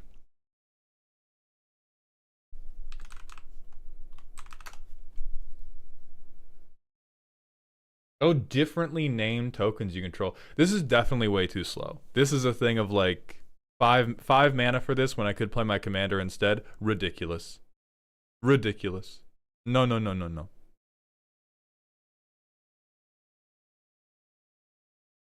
Also, please God, stop making everything random 5-color commanders. They're all so bland. I don't think that's necessarily true. I think this deck in particular is evidence that that doesn't have to be true. It's very easy to make them incredibly bland. Petrus, much love to you. This is a unseasoned chili deck at present moment, but I don't think it has to be. I think the deck list that this can become of, you know, interactions between Khazar and Reese and the rest of the shithead Avengers, I think that can feel different than a large majority of decks. I think that 5-color commanders enable you to deck build very, very lazily, but I don't think they force you to.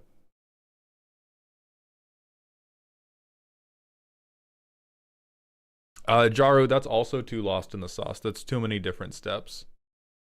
So, Petrus, I hope this helped and that you exhaled through your nose at some point in between being beaten fiercely by my words. I love you. I have great hopes for this deck. I'm going to send us to the manual ad break on Twitch. And then it will be time for Astra's friend, who I saw you sound off that you were back a little bit ago. Please let me know you are still around. I will see you all very soon. Twitch, you're going to be very angry at me. You're about to get hit with 3 minutes of ads in a row, and you're going to go, why the fuck would he do that? And it's because I don't want you to get hit with ads while we're doing the actual content. This is specifically potty break. Get your water, get your saltines, get your chicken biscuits. We're going to come back. We're going to come together. We're going to make fun of a new deck. Hear me out, 5-color landfall. You're banned. You're banned. No. Everybody else, I will see you in 3 minutes, and then we will have no ads for a full hour. Thank you for your patience. Starlight, you can send in your deck 3 ways. The main way is to get a commission on Ko-Fi. The second way is to send me $500 right now. The third way is to win a free deck roast during a free roast stream, but those happen at the beginning of the month. So there is no way to get your deck in today other than sending me $500 US.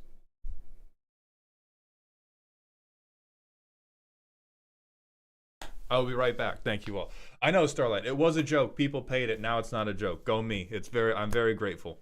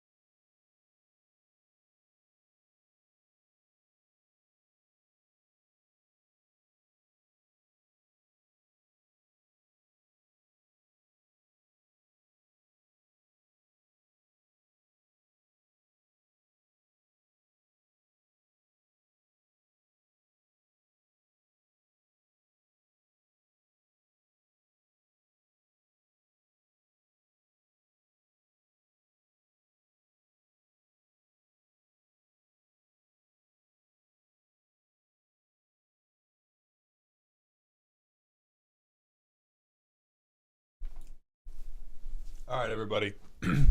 We're back.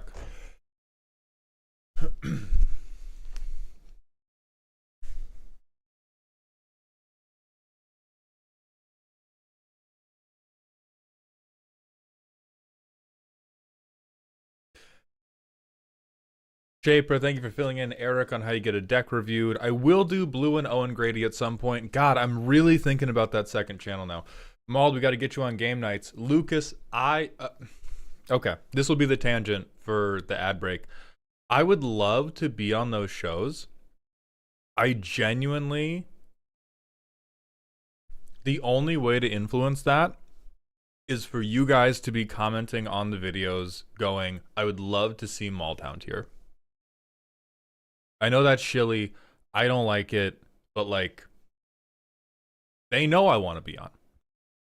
A big problem I have for getting on those shows is that I don't live in LA.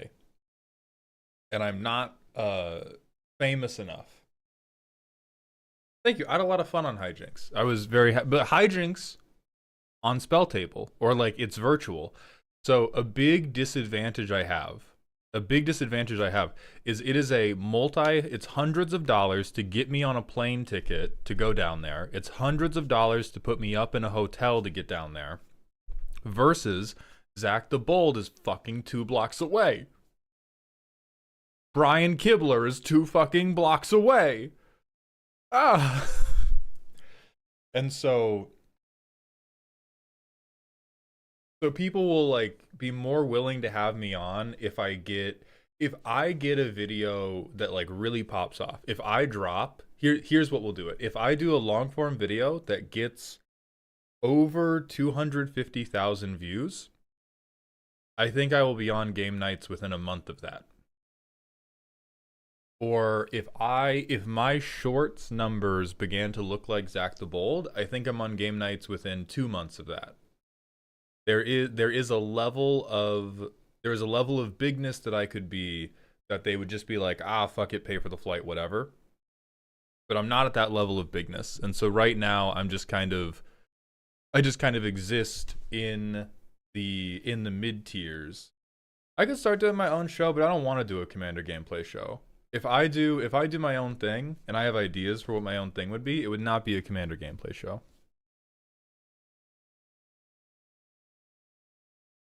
Dale, thank you for the $5 super chat on YouTube.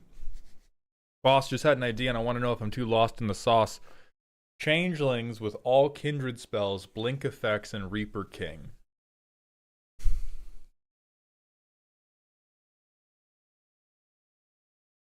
I think you're too lost in the sauce, but not because it wouldn't work, but because the main thing that would work is it would just be a Reaper King deck. It would just be Reaper King land destruction. And so nobody would be able to appreciate the flavor of, oh my god, everything's kindred, because they would be like, what happened to my forest? What happened to my garden, you shit stain? You've upended my roses. Like the end point is so much more powerful than the pathway there.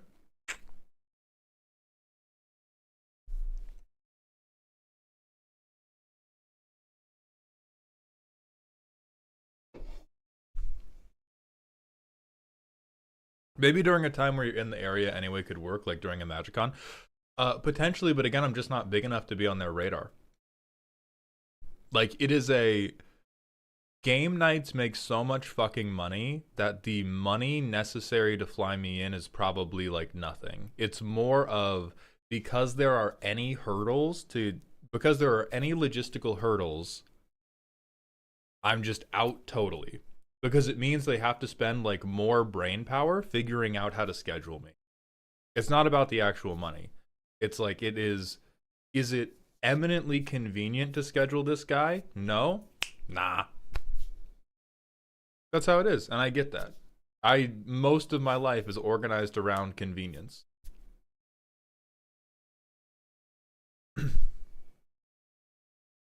And so because game nights has 1 million people who are bigger than me and more convenient to schedule. Oh. What do I do? What the fuck do I do? I'm not about to be like, hey, I get less views and it's gonna be difficult to get me on. Can I please come on your show? Please. Please. Please. Please. Please. Please. Please.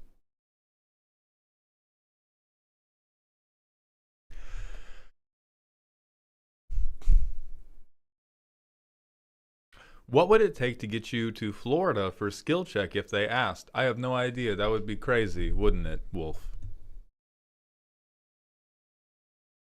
Wouldn't that be strange? Wouldn't that be strange and weird if that was a conversation that had happened? If plane tickets had been purchased already, that would be strange. What a world we could live in, Wolf.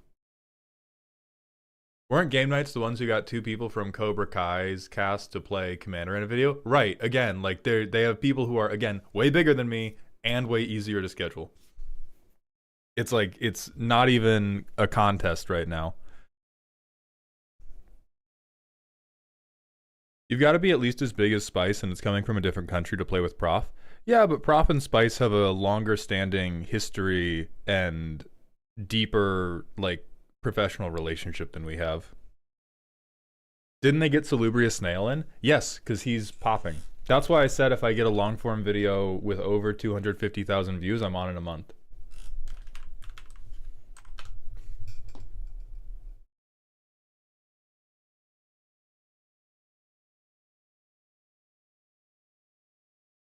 Look at that.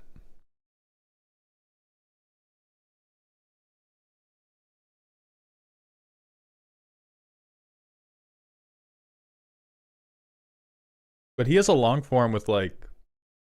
Snail has a long form with like 700,000 views on it. That's all it takes. My best long form is like 140. Okay, anyway. I have belabored the point far too much. Tiny Jesse, thank you for the Twitch follow. Welcome to the doghouse, my friend. I'll be honest, I thought you would be more likely to be on a skill check than a game nights. That would be crazy if I ended up on skill check. Wow. Wow. I would never believe that. Be crazy. Be genuinely incredible in the sense that it would not be credible in the sense that probably never happened. But it would be so crazy. Be so crazy. Boss, you best not be messing with us. Be crazy, huh? Be crazy. Be so weird. Yes, and Coyote raises the very good point. Their long form videos kill mine. I am primarily a short form creator, and the gameplay channels are mostly watching for long form creators. Okay. Spooky Sammy has sent in a silly comma spooky deck. Ocean creature themed Marvo deck. Goal is to manipulate my top card to always win my clashes and get big spells out for free. The theme holds me back, but I really want it to be ocean themed, so please keep creature suggestions in that theme. Gambling, but I cheat. I fucking love Marvo. So this is a 1/8. Every time I look at this card, he gets worse, man. Every time I look at this card, he is worse than I remember. So whenever he attacks Clash with somebody, when you win a Clash, you draw a card, then you free cast something with mana value 8 or less without paying its mana cost. Hot fucking dog. Big guys, hopefully for free. So we have 1,000,000 sea creatures and a shark typhoon. Hold the... Alright, stop. There's no jazz music, but fucking stop it. Okay, we got 20 instants. How big are they? Okay. That one's fat. Alright. Not that big.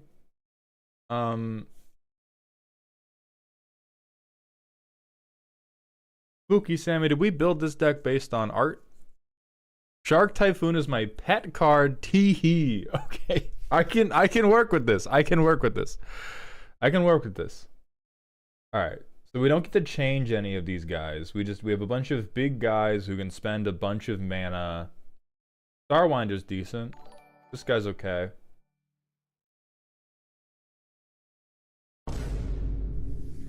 Sammy, I'm gonna immediately go back on my word and petition you for one change. I just picked the coolest arts for the deck list. You know what? Actually, that fucking rips. I love you. You and me? Alright, we're good now. So these arts all fucking rip.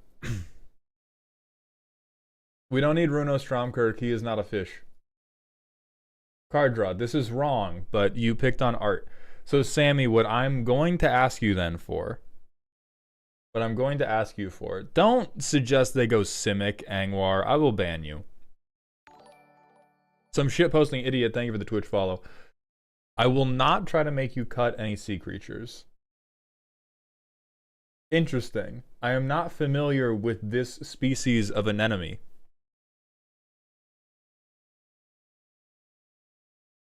I have not caught one of these while fly fishing. Can you elaborate on this, Spooky Sammy?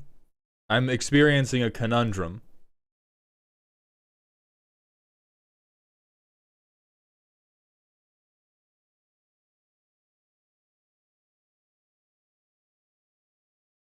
I know they say Clash. We said sea creatures.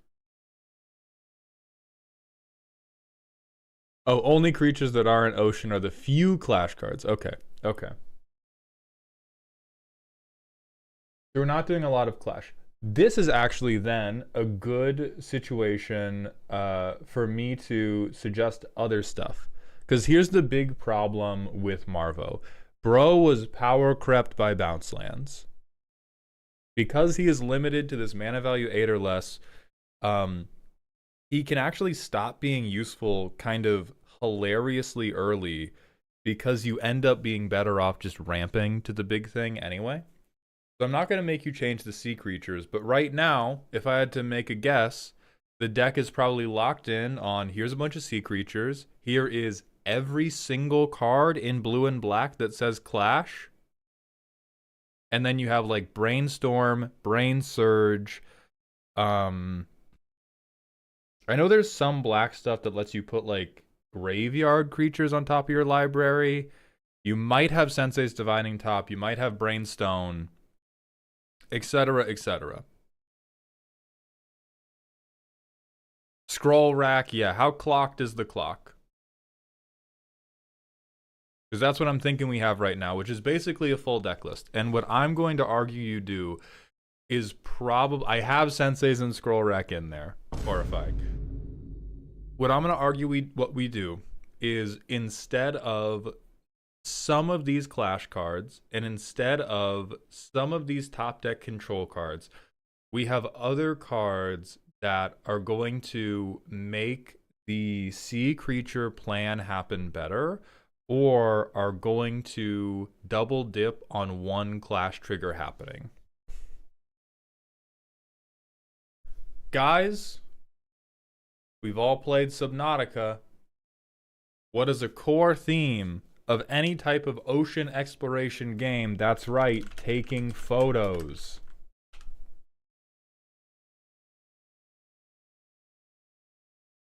Taking photos.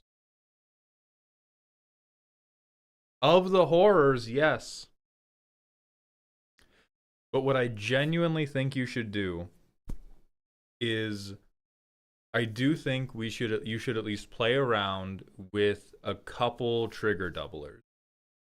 Because by the time you cast Marvo, you've already ramped to 5. We need to have our setup done. We need to have our setup fucking done. Then we get Marvo out. Gonna suck hitting it off the Clash, but what can you do? We're still gonna have top deck control. We're not gonna be fucking maniac, all right? We're not gonna be crazy people.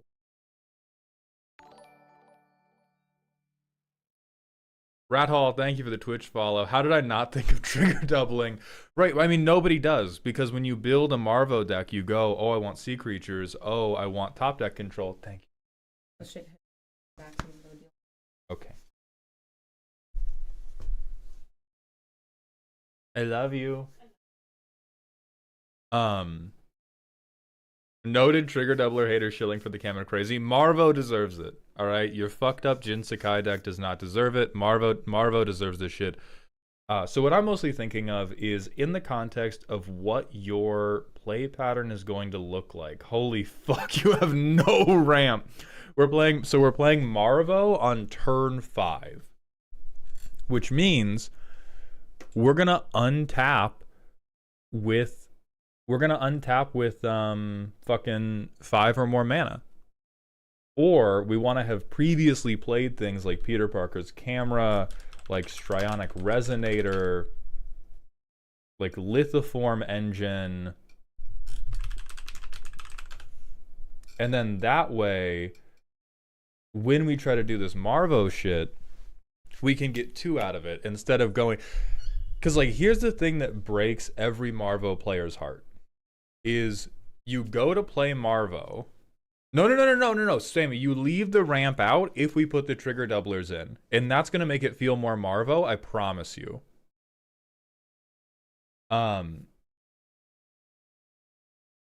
Because what breaks every Marvo player's heart is you get Marvo out, and then you go, ha ha ha, it's Marvoing time. And then if you hit your next land drop, you're like, oh wait, I can just cast this.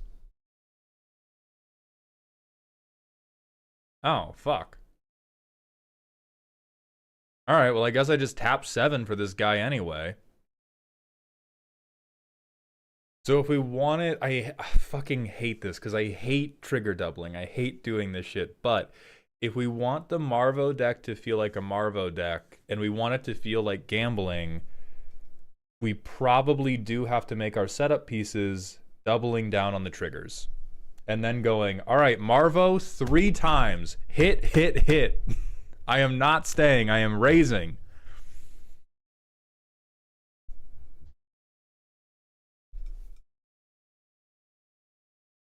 So I like Overflowing Insight. And so I think, like...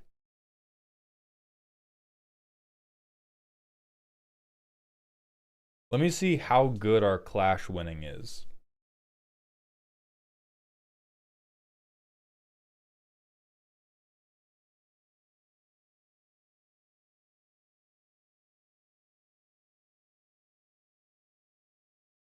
That is not very good. Okay, Haunted Crossroads, do it in response is really not a bad idea, but then we need to have more... We need to have creatures in our graveyard more often. Okay, I don't like that spell.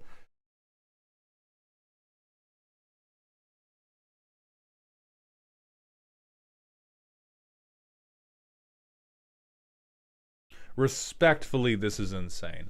I hear what you're going for. This is not the counterspell for this deck. This is the exact type of thing that dies for a trigger doubler. This is you on a tree out on the furthest fucking limb it has ever grown trying to grab a butterfly. And you're just gonna fall and die. Let me look at Mirror Room.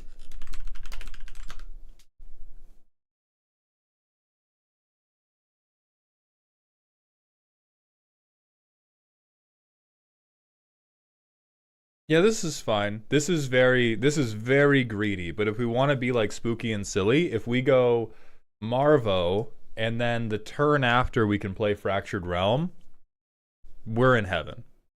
We are genuinely in heaven at that point. And like we're going to lose the game, but we're Garfield in the lasagna can. We don't care.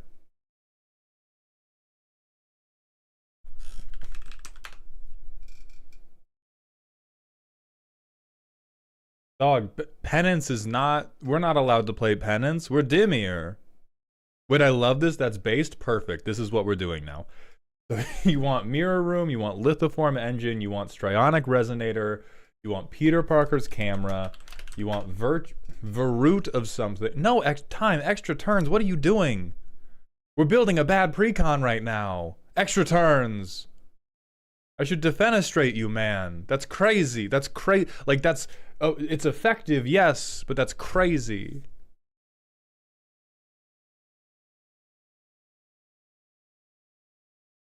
Oh, this is ETB. God damn it. Only the instant is good. Okay.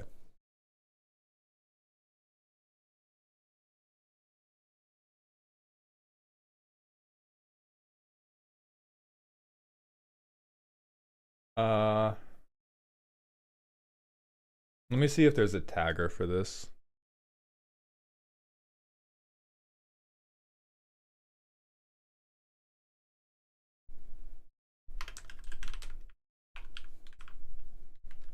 Blue, black.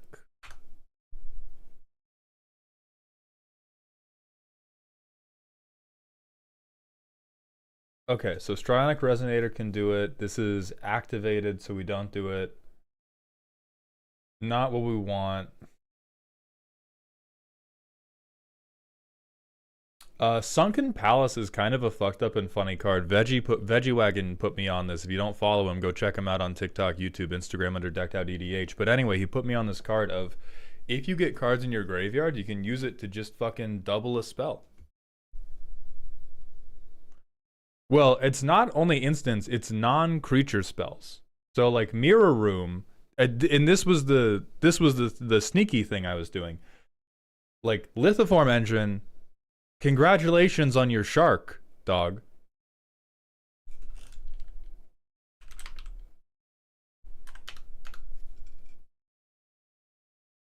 All of this setup shit that we're putting in your deck right now is going to play into your pet card.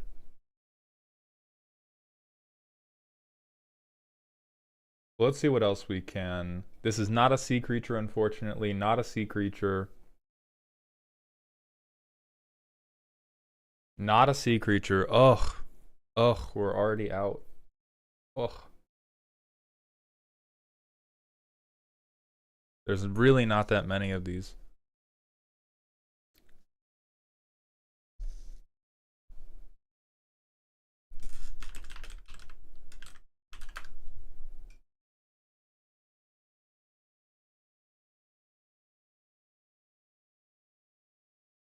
Yeah, how do we feel about Crothus? Guys, stop trying to do clones. Let the aquarium deck be an aquarium.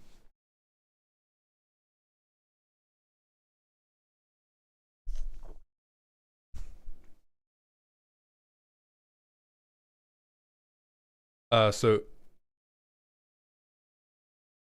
yeah. We want goofy sea creatures. Yeah, I'm with you, Sammy. No, Sammy, don't worry. I am aligned. I'm trying to get you as many sea creatures as I can. Everything is a sea creature if you think about it for way too long. Okay, and then we got to look at top deck manipulation.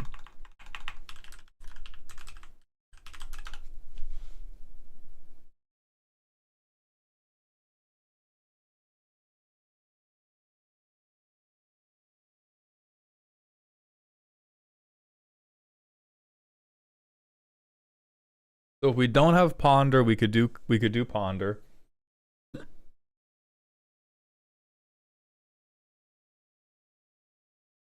It's pretty weak, but it's at least like a, card replacement anyway. I don't want to give you a lot of tutors. You can let me know if you are open to tutors, but the vibe of this deck so far is giving me like, I'm cheating a little bit, but I'm not hard rigging it.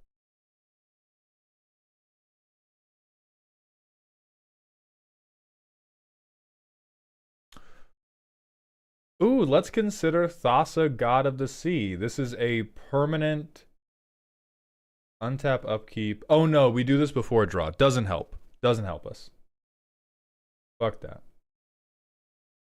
Okay, don't really want tutors. Perfect. That's what I was feeling. How do you feel about interplanetary homosexuals?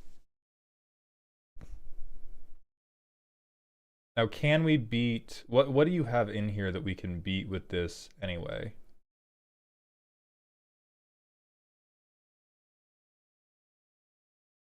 Probably beat Moonring Island. I'll be super real. It beats Mission Briefing. That is my favorite type of being. Excellent. I would recommend Otherworldly Gaze.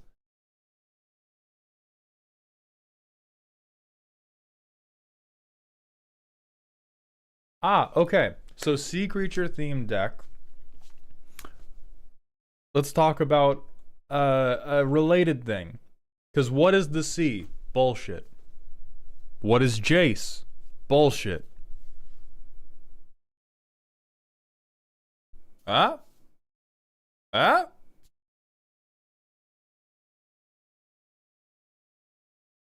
Jace was a pirate. This tracks.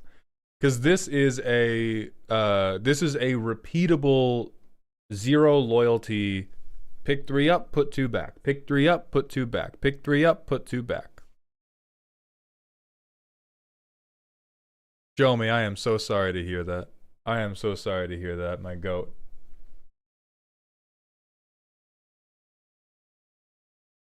I had a Jason there originally. He got insta-killed every time he came out, even though I tell the pod I'm not ulting him.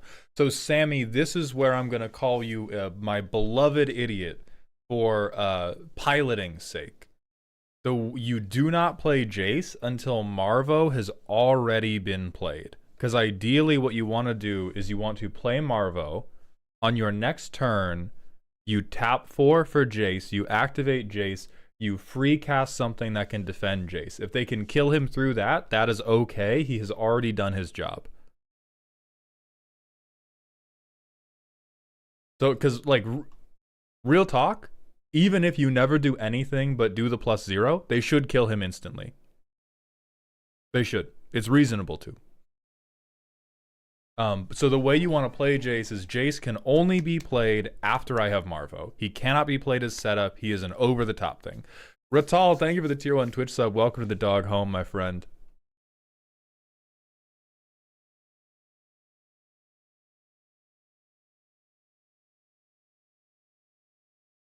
Portent is really not all that good. We want more control than this.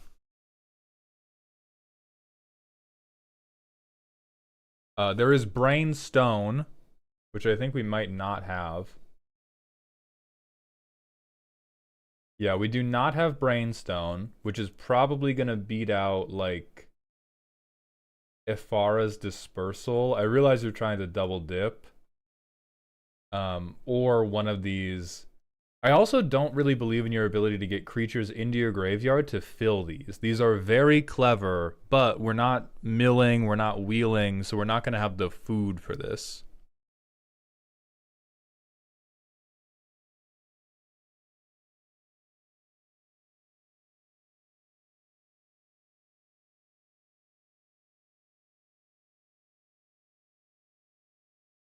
Palantir is fine, but that's just a card draw engine. That's not doing anything to win these clashes, because it's doing it at end step. It's not the, you know, good card, not the vibe, I fear.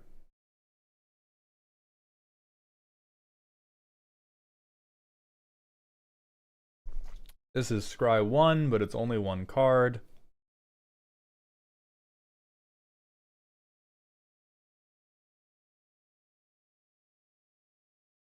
This is kind of funny. Not sea creature related. Oh, Sammy, the point we're going to get to, anything could die and it won't matter because you're going to cast 3 fucking Star Whales. This is a bad example. You're going to make fucking 3... Oh, all of these are legendary. You're going to be triple casting some of these. It'll be okay. It'll be okay.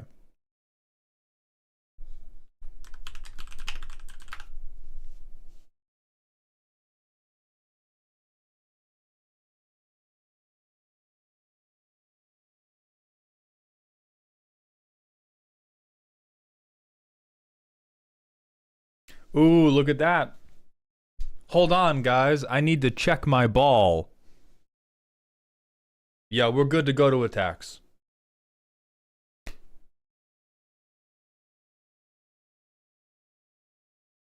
Ah. And then we get a Starwinder. And then we get a Starwinder.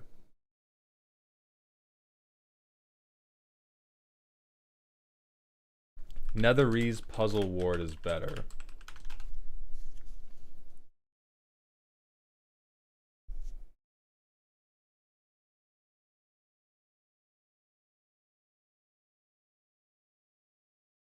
Okay, and now I'm gonna suggest probably the most contentious thing.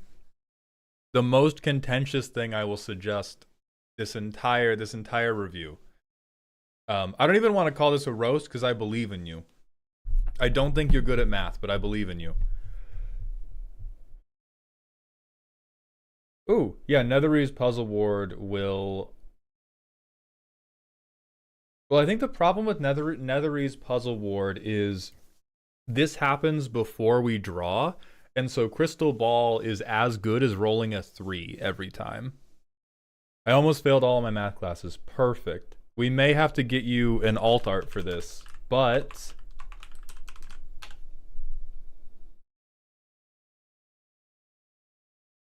Crystal Ball's 1 mana. Let's not way more. Come on. We're blue black, all right? We're not poppers.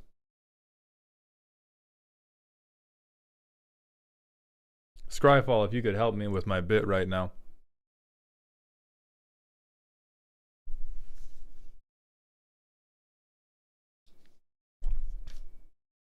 Anyway, I hope you like the Spider-Man set, because you're fucking about to. Because what I'm recommending to you is a card that says, there we go, whenever you hit a bitch, you make a non-legendary token copy of the guy, if they were legendary. So what this means for you, if you have a removal spell, guess who has 2 Marvos? If you have a sea creature out, guess who has 2 sea creatures now? You do, buddy. You do, buddy boy. And guess what? This is a triggered ability.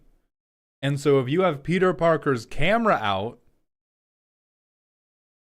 guess who has 3 Marvos? Okay, maybe Spider-Man is goated. Yes, with the sauce. With the Alfredo. Indeed. So if you want this to be sea creature themed, oh hey look, there's the Through the Omen Pass version. She's blue. That'll do it. But this is a non-creature thing. And so it won't run afoul of all the creatures need to be sea monsters. It will genuinely help a lot. Nick, you suggested a bunch of goddamn creature clones, because the other thing I would recommend is to consider this.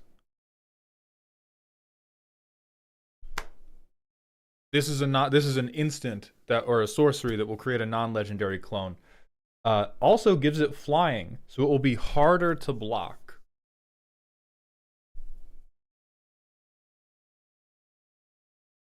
But the main thing I want to get across to you is a lot of Marvo decks take the approach of, I need to win every single clash, and that is not how gamblers operate. That's not even how pro gamblers operate. Pro gamblers understand that there is a capacity, a throughput we need to have. You need to be putting in hours at the casino. I follow a gentleman on Instagram named like Cardito, who's a aspiring professional poker player.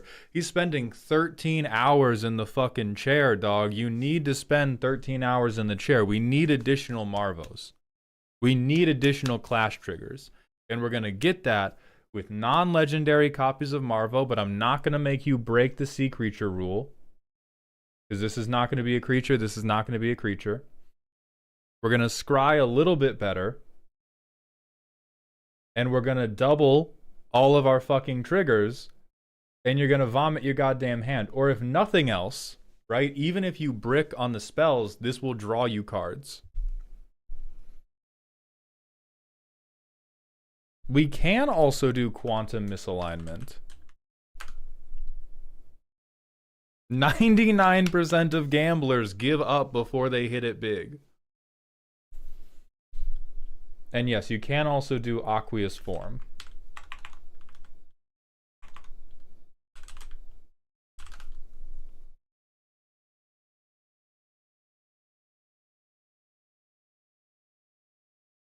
So you don't have to play every single one of these cards. Again, these are just the, like,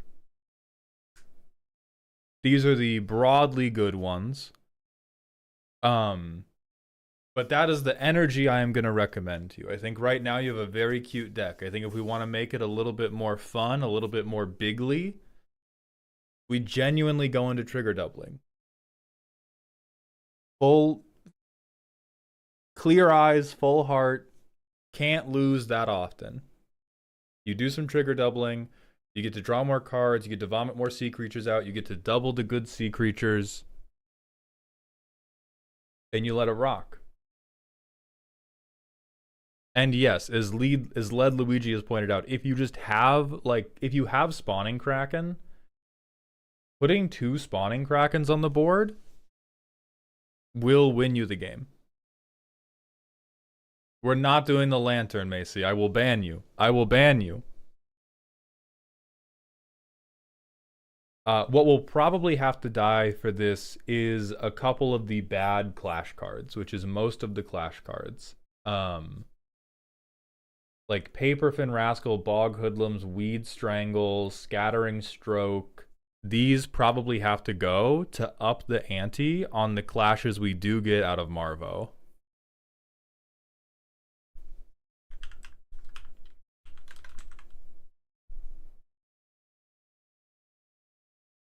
But I think you do this, you will have more fun. You may not win more games, but you will be the problem in more games. We're not cooking with Roaming Throne. That does not fucking swim. Alright?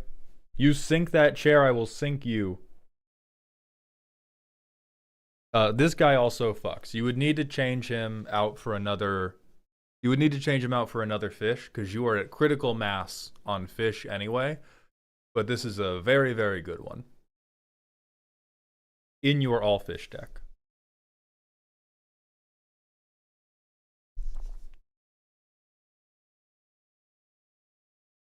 So Sammy, well, Astra, thank you very much for submitting on behalf of Sammy. Spooky Sammy, I hope you enjoyed, or at least found some helpful suggestions. We're going to go back to the manual ad break, and then it's time for Shaper, after which it will be time for Kaiser. Thank you all for your patience.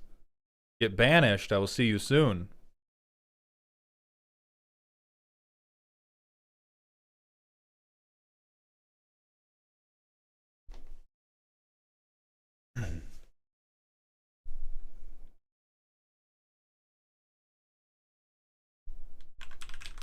Tail, that's how I hit you with the roast command for your edification.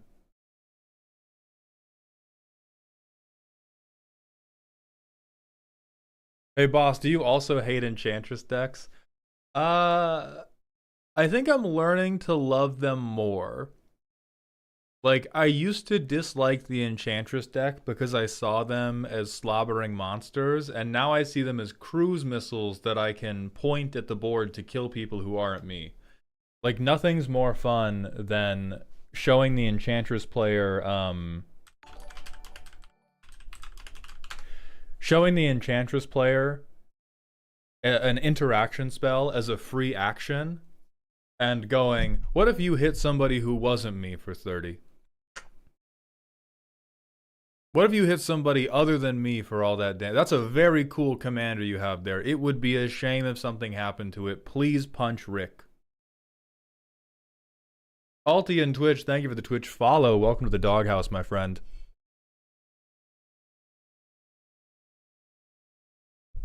Submarines are not sea creatures, Highway. Get the fuck out of here. Look up Areni Singir.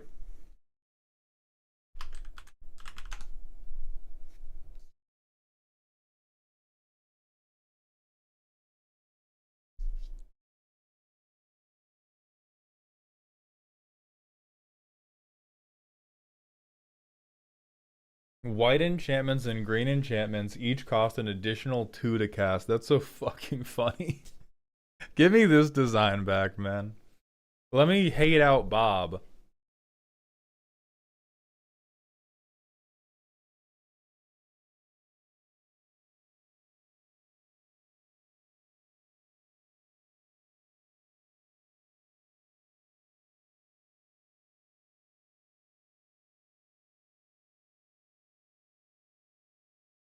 Hold on, guys. I need to hit a Pokestop near my home to get more Pokeballs because I'm broke as shit in this game. You guys want to know how thoroughly I've been scammed by this game? They gave me one of the best Pokemon Go made me Lance.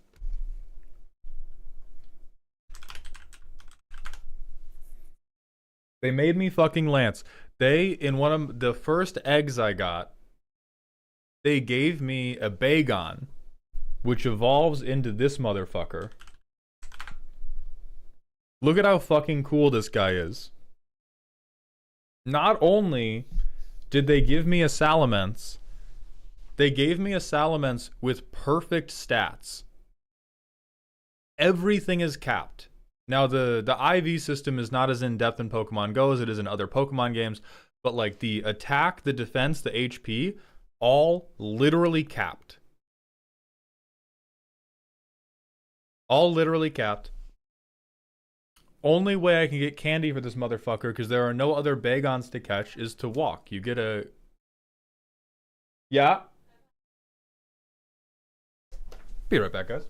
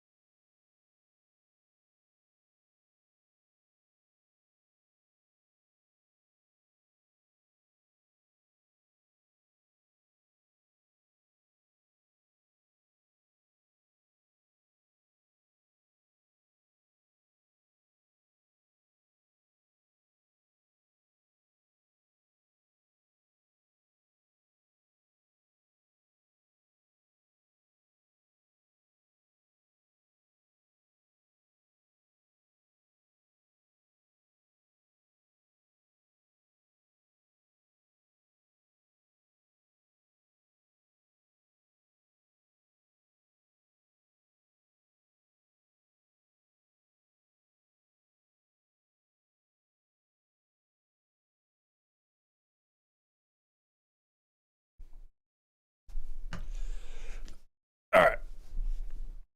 We're okay. Anyway, so they gave me this perfect motherfucker, and the only way I can get candy for him to evolve him is to walk, and I have to walk 5 kilometers of candy, and I have to get 100 candies. I have to walk 300 fucking miles.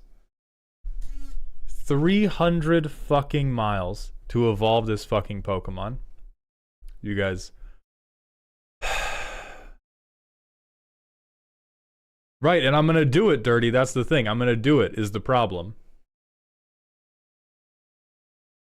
I'm just... I'm annoyed, you know? I'm annoyed. Yeah, tricked... Not even being healthy. I'm tricked into being David fucking Goggins. Wouldn't that make you Drake, then? I never played Gen 3. The only guy I know is Lance. So I'm Lance.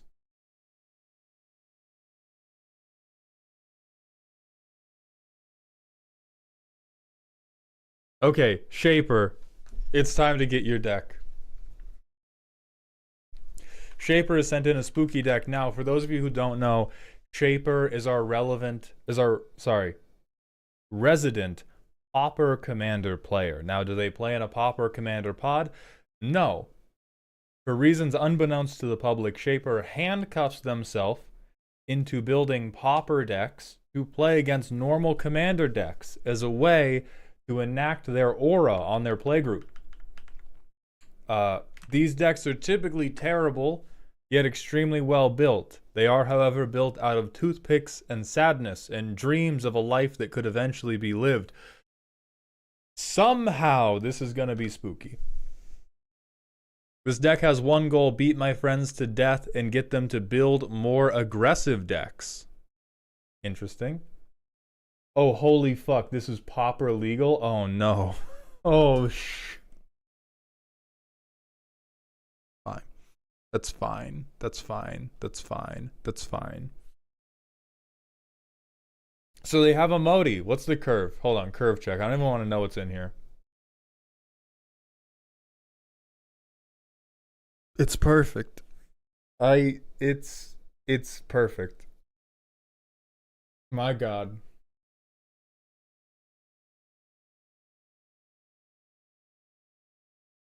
Godzilla. Oh, they're so bad. Oh,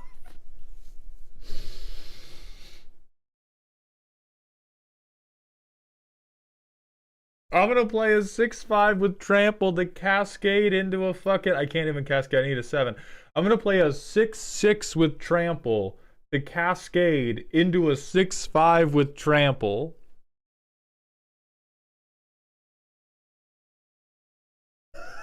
They all draw though.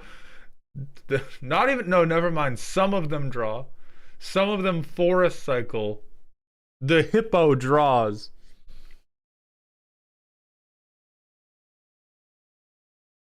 At least we got an 8-9. You've given us the fucking. You've given us the bear that can't beat the Second Amendment, and you've given us Dimir self lobotomy, and you had this the whole time. This looks like it plays Magic Shaper. I just need to count to 5 and then 7 and then 9. This is so much more responsible than every other ramp package I've ever seen. I can't wait to playtest this. I need this to show you all how bad you are at building ramp. Holy fuck, quick study.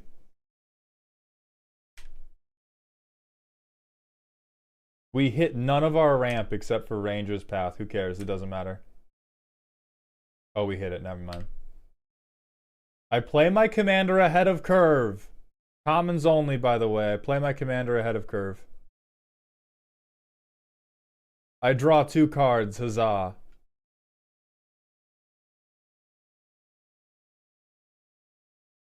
Mystic Sanctuary is never doing a fucking thing, but I only have 1 blue source in hand right now.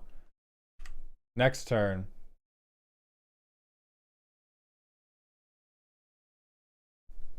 This is basic land.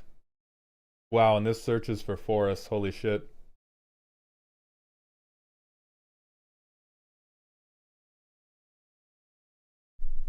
I could gamble on Explorer, because if I hit a land, I can do Ranger's Path too. I'm going to be a greedy Simic player. Fuck me running, dude.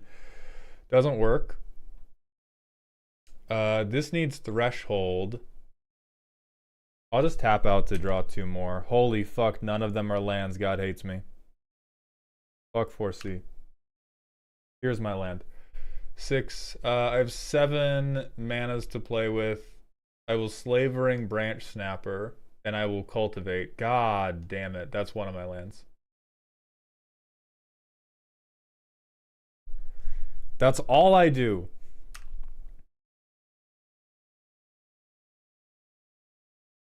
That's all I do.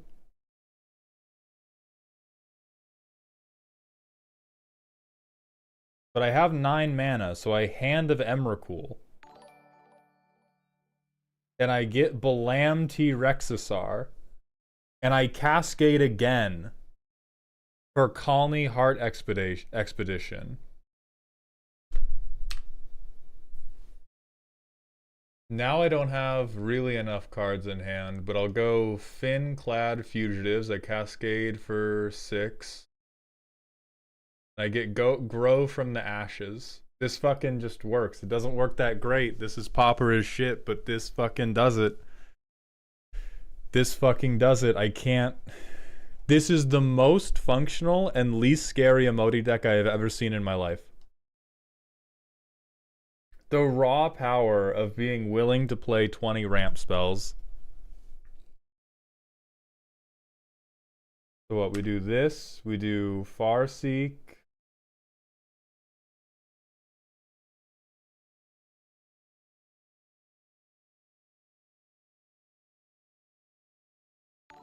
We Kodama's Reach for islands.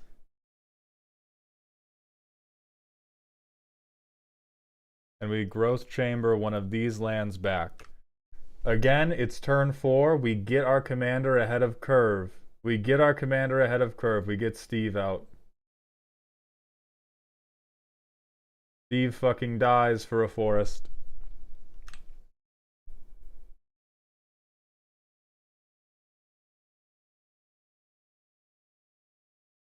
We delve 3. 1, 2, 3, 4, 5. We treasure cruise, cascade 8. We fucking cultivate. Who cares?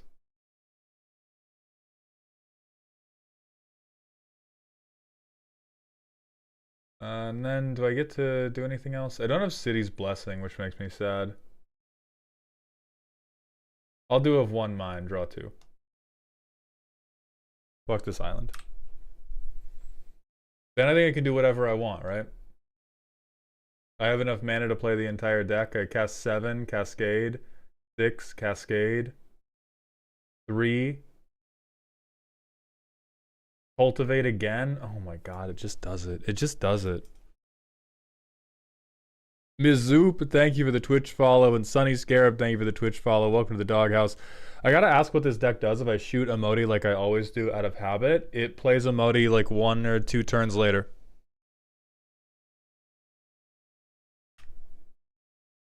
Oh, I shouldn't have kept his hand. I thought one of those was a forest. Don't hit any lands. Okay, I have lands. So what on earth does this deck do if people shoot a Modi, we ask?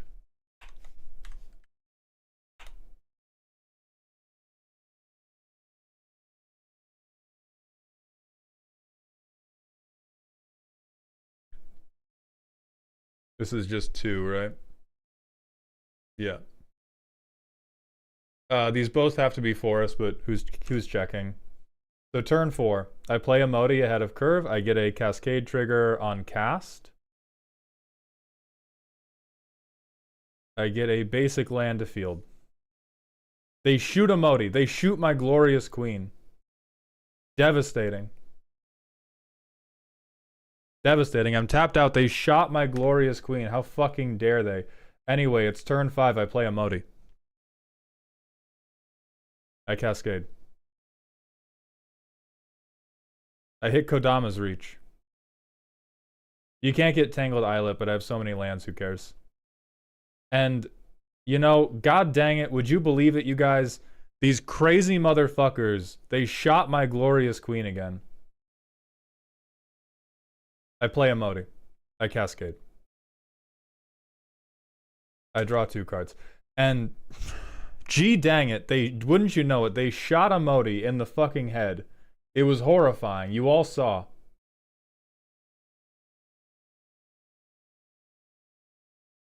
At this point, I just play my big guys or I play a Modi again. But because this person, because Shaper was so good about filling their deck with 3 mana ramp, it is a pretty high chance that when you cast a Modi, you will cascade into the ramp to play a Modi the next turn. So if they want to waste all of their mana on blowing out a Modi, that is fine. I think the weakest thing about this deck is not the fact that they need a Modi, it is the fact that they have nothing in the form of like Anthems or Overrun, which is probably because they have to be commons. What's up, Targon? What's happening? I think Cascade only cares about printed value. The board was empty the entire game though. Right, but I defy you to have a deck that's going to do much better when your only card is removed every turn. Like, that's going to happen to basically everybody. And the thing was, it was still playing Magic. Was it able to keep anything on board? No. But if, in any game of Magic, you go, I play my first creature, and somebody goes Lightning Bolt, and you go, fuck. All right, I play my second creature, somebody goes Stroke of Midnight, you go, all right, fuck. You play your third creature, somebody goes Swords to Plowshares, you go, fuck. Like, at that point, we're not even talking about is the deck effective, we're talking about the weaknesses of not playing creatureless combo.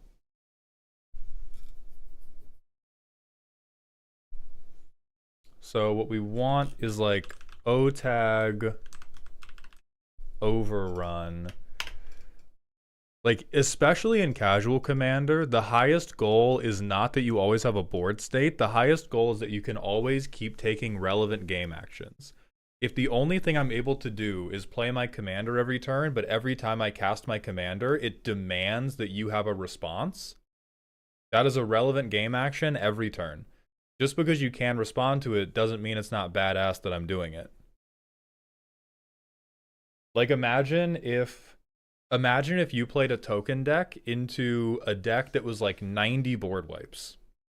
And every turn you shat out a ton of tokens and every turn they board wiped you, you would not feel like your deck was bad. You would feel like you got hard countered. this deck can get into that situation. What I'm mostly worried about is like the world where I cast a Modi and then I play a 5/5 and that 5/5 can't get through. That's what's terrifying. Like, this guy sucks. The rest of the deck is great.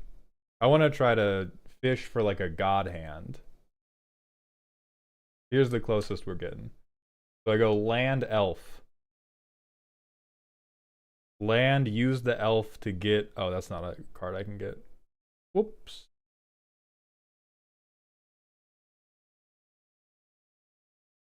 Alright, here's the god hand. Is turn 3 Emoti. And I get to Kodama's Reach. Do I get to really fuck up some commas this time? Turn 4, what do I get to play? I get to Dread Linorm, so it's unblockable, and I get Topiary Panther.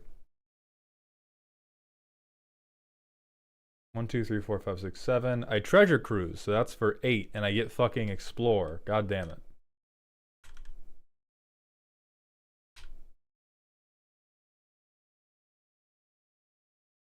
So this isn't nothing, but what I'm most worried about is like what happens when somebody else just plays a bigger creature. Because we're getting out to turn 6.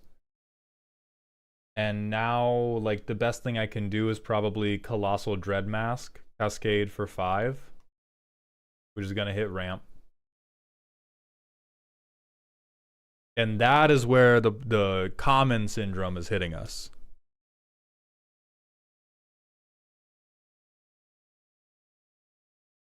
We have to go common rarity, and then format's legal, and we have to check Pauper Commander specifically, and then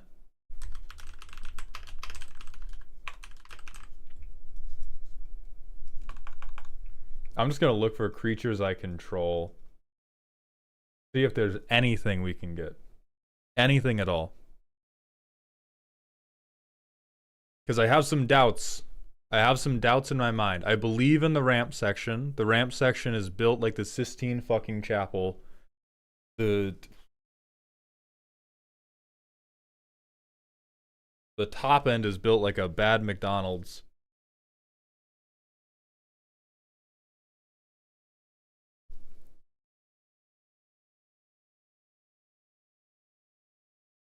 I love that the deck is basically just every time I play Colossal Dreadmaw, I get either a smaller Colossal Dreadmaw or I get 10 acres of land granted to me by the Queen. Yeah, you know what I'm going to put this in the Hall of Fame for?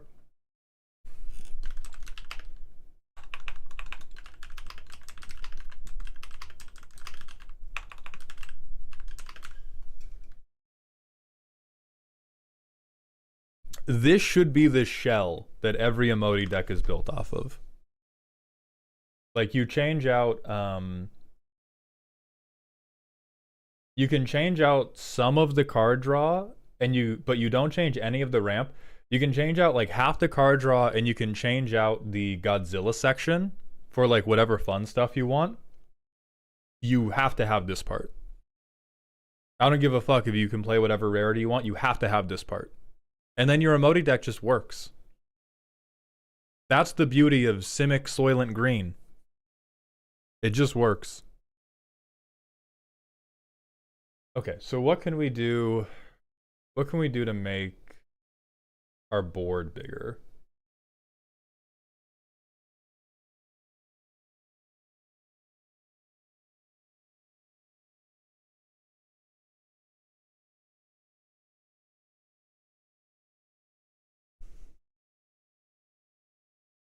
Spectral Hunt Crawler is the only overrun card they can use.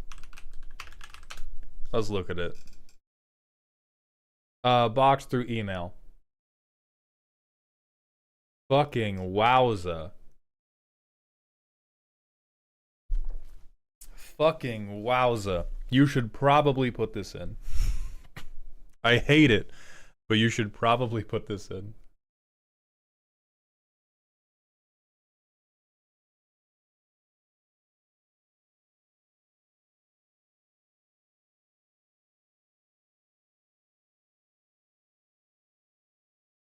We could fat Chocobo.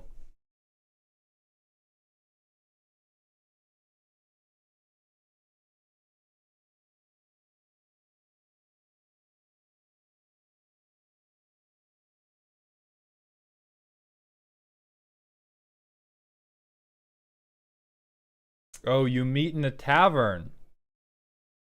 You meet in a tavern, which is almost card draw. What do we think about this? +2/+2. I hate it. It's gonna make me fucking cry. No, emoti's 6. Yeah, emoti's 6 or more, so it would not cascade. Yeah, a lot of the big dumb guys do have trample, so we genuinely don't need trample as much as we need a stat line that matters. So this is either... For Emoti, this is relevant card draw. If you cascade into this off Emoti, it won't ramp you, but it will get you mana dorks, or it will get you things to cast to trigger cascade on your next turn. And then if it's in hand, it can be +2/+2. Which matters. Glacial Godmaw.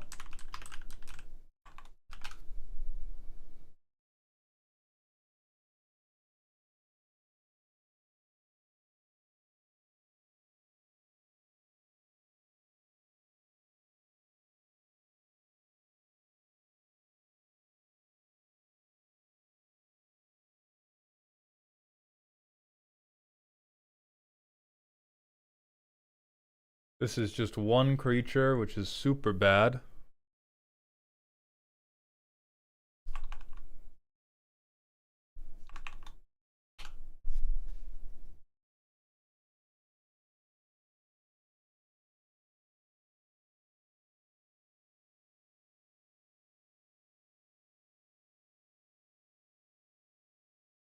Yeah, we have a couple ways to give trample, which is the thing we do not need at all. Oh, we could do allies. We could change the whole deck to be ally kindred. Beautiful.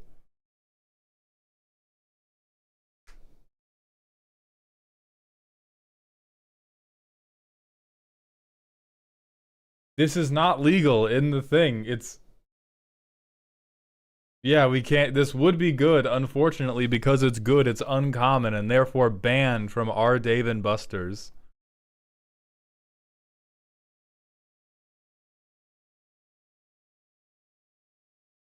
Wow, that's really it. Alright, my only fucking suggestion is you meet in a tavern. Deck is perfect. You have handcuffed yourself so fiercely to the radiator that there is nothing to be done. It just fucking honks. Let this be a lesson to everybody that no matter how bad your collection is, no matter how broke you are, you too can put together an Emoti deck that will just fucking kill people.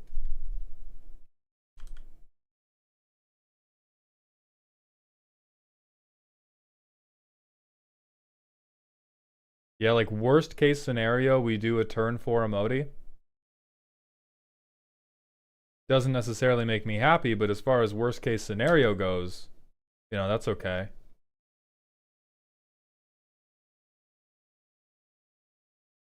This is probably the worst it's ever gone. Oh, never mind. This is a land that enters untapped. Never mind. We play a T-Rex. And now we have 8 mana, and I was talking all that shit for nothing. We cascade for 6, and we get more ramp. Hell yeah, and we have a fucking Rust Goliath. Elk, thank you for the raid, my friend. We're looking at PDH Emoti right now. And, oh, Treetop Snare Spinner can put counters on our creatures for 3 mana. Potential. Outrageously good. They're saying his stat line keeps up with the best of them.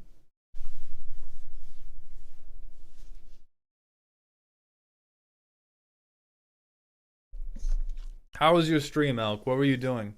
Were you reviewing decks? I feel like you might have been reviewing decks.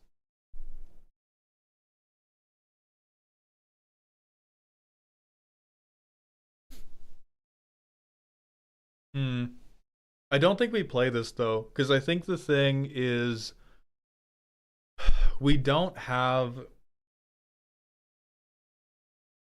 enough like we don't have any dead turns, which I wish this deck had dead turns because I hate Simic players and I want them to suffer.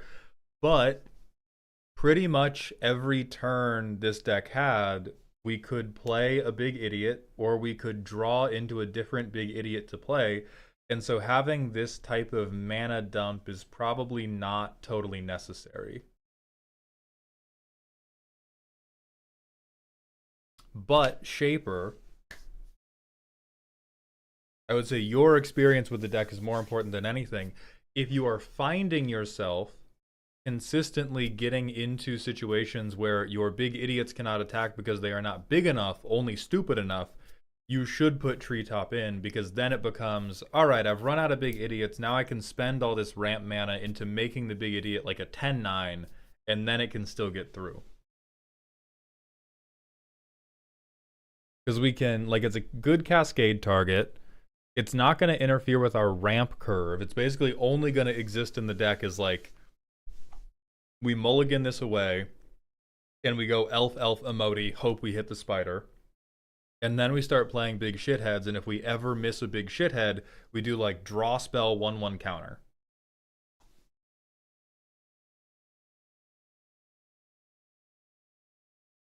That could do it.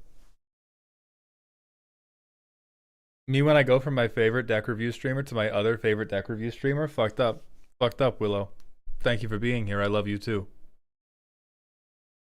So Shaper, I'm gonna put you on the fucking I'm gonna put you on this. This is, I hate it.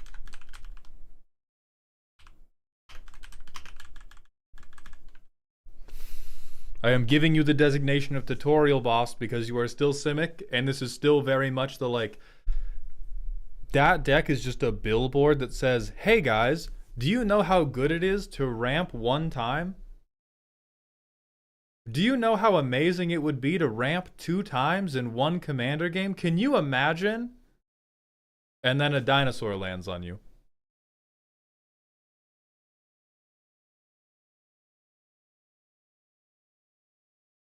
If I knew Dumb Emote would get this much praise, I'd have submitted mine months ago. What's getting praise from me is specifically that Shaper kept everything but the big dumb idiots so tight. Every other emote deck I see, I make relentless fun of because they set up an 18-step plan to play like the Great Henge and then draw a card off something and then float mana off the thing they just played to draw another card. Like, they try to build for an endless waterfall turn, which I think is stupid and bad. Shaper has built a deck that is a just well-oiled machine. Well-oiled machine of every game. I am going to ramp into an ahead of curve emote. After I ramp into an ahead of curve emote, I'm going to play a loser. But that loser is going to come with 2 cards stapled to his butt, or a different loser stapled to his butt. That responsibility is what I respect, not the emote deck. It is the responsibility of the ramp section and the responsibility of the card draw section and the restraint to not make this Godzilla section 40 cards deep, because that's what every other emote player does. They make a 40 card deep Godzilla section, they run 30 lands like Shaper did, but they don't run any of the ramp, and then they throw their hands up and go like, I don't know why I keep losing at gambling. No clue why I keep losing at blackjack when I haven't bothered learning how to count. It is a mystery that eludes me. It will remain unsolved until another Galileo is born. Fuck up. You fuck up.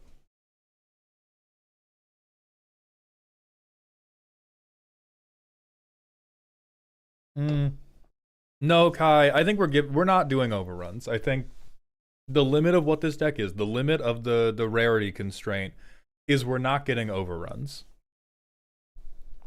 And that's okay. We have to accept the deck for what it is, and that is an extremely well-built pile of shit. This is like your child's best finger painting from 5th grade.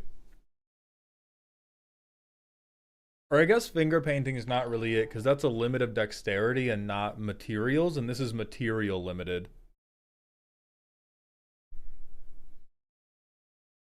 Oh, and it's $94. Beautiful. What even cost that much in here?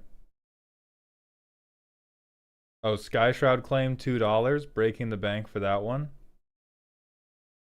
But most of these are 35 cents. What is... Oh, Mystic Sanctuary. Oh, Snow Basics. This is so much cheaper than that. We have a bunch of Snow Basics that aren't even doing anything. This deck is like 30 bucks. Because that's like $30 in Snow Forests and then another like 14 in Snow Islands. So it's closer to 50 maybe.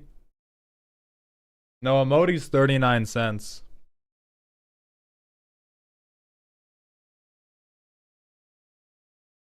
Yeah, shit honks. Ah, Into the North. That makes sense.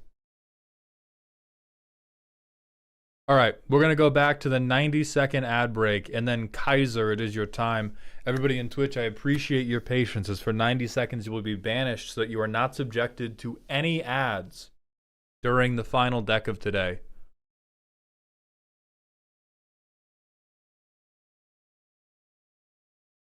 Fedora Stormer, thank you for the drink water redeem. If it's all the same for you, I'm going to drink Welch's Grape Ghost Energy.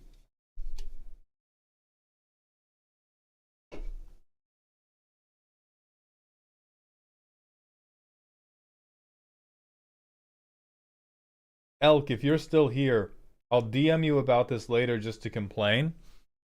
But I think earlier this stream, I talked myself into making a second channel. Because I started looking at other channels and talking about like, yeah, my channel is very variety for the shorts, which can hurt viewer retention because it doesn't have a like cohesive theme every time you scroll into one. And I looked at like 3 other people's channels and I was like, holy fuck, every single short looks the exact same. And now I think I'm gonna try that. Hey, thank you, Rattle. Welch's Ghost is amazing. This shit is crazy. I need to get a Welch's Ghost sponsorship so that I can get them to make half calf. This 200 milligrams is like, it's not gonna fuck you up.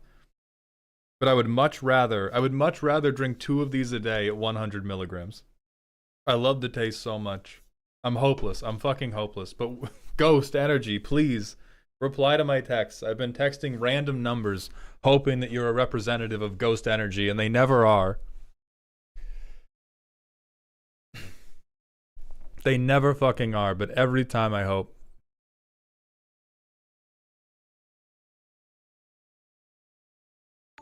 The Reaper Lord, thank you for the Prime sub. Welcome to the dog home, my friend. And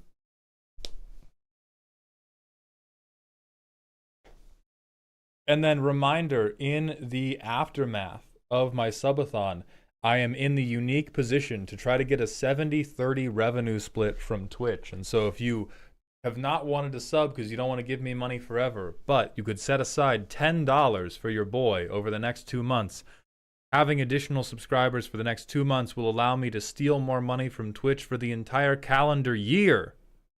I would appreciate it greatly, but if you don't have $10 to spare, which I understand, don't worry about it. The economy's fucked up.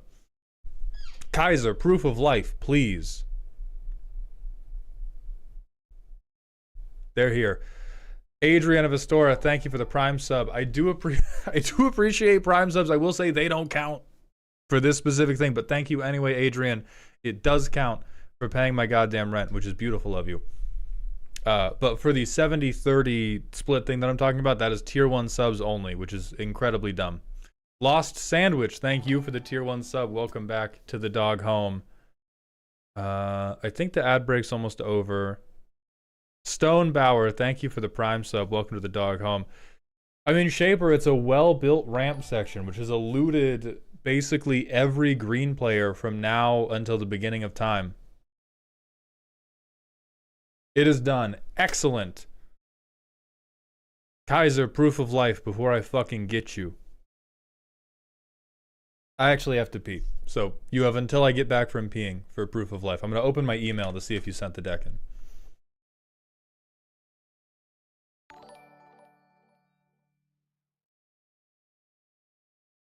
Not Felix the Cat, thank you very much for the tier 1 sub. Welcome to the dog home. Uh, Kaiser, did you send me an email from the name Adam?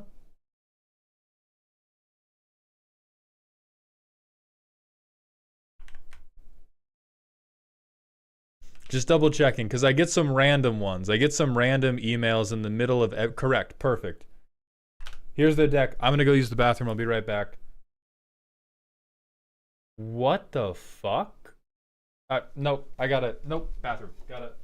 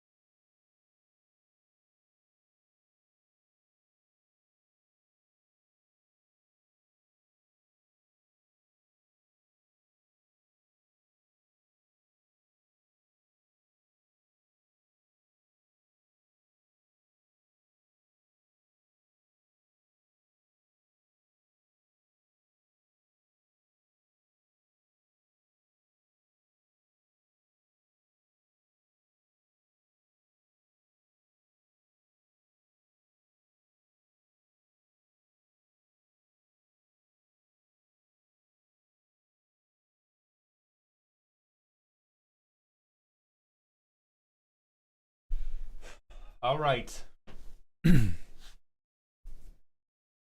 Dragon Flare, thank you for the tier 1 sub. Welcome back to the dog. Welcome to the dog home for 6 months in advance. I appreciate you very much. Forgot this wasn't a vid. Tried to unpause. Oh fucking 7 SOC.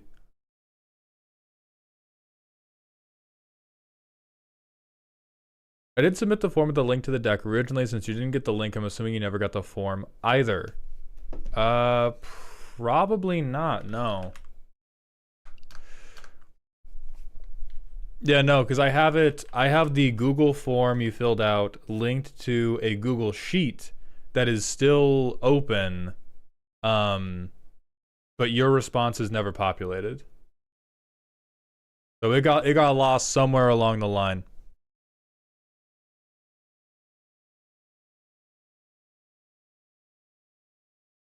Okay, let's.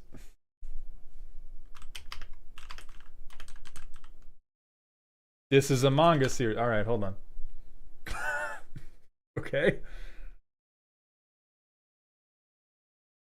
Famous Chinese tactician, and how he employs cunning strategies to help his new friend Aiko into being a music star. Holy fuck. Okay. All right. Deep cut. Deep cut. Big risk. Big fucking risk. Near the end of the later Han Dynasty, chaos and unrest were everywhere. The unsuccessful Yellow Turban Rebellion had proven to everybody one thing: the Emperor was weak, and some began to wonder if it was a time for change. Soon the warlords of the land were amassing armies and warring amongst themselves for a chance to unite the country under their banner. And from this time of strife and chaos came great heroes. Something something Liu Bei, music star. Kong Ming, Sleeping Dragon, a 4-mana mono white commander that gives other creatures +1/+1. I genuinely cannot appropriately communicate how big a letdown this is after seeing the anime description. That is incredibly bad. That is not only not cooking, that is like hot coffee that has been let cool down, that you heated up again and let cool down and heated up again and repeated that cycle 18 times. So this has to be a half asleep token deck, right? That's the only thing.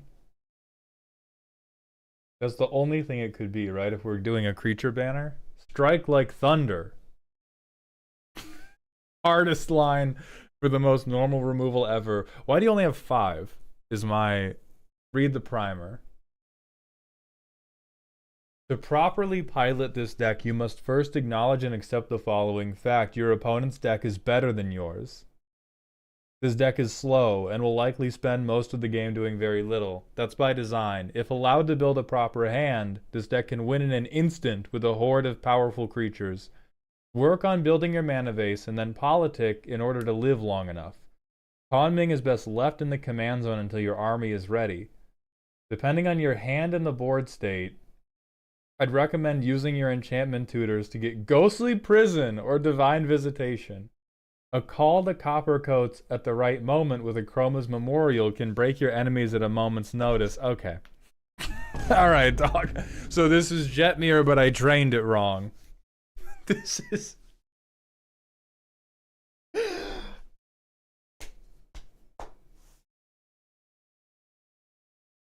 We're spinning so much shit. You must plan your attack carefully. Yeah, if you don't draw one of these 3 cards, you will lose every single game. Not even underestimate. Let's hope your enemies are blind and forget about you. So where are our big movers? Yeah, we have some ramp. We have Finale of Glory, Martial Coup, Call the Cop. There is a literal, like... Our main goal is get to 15 mana.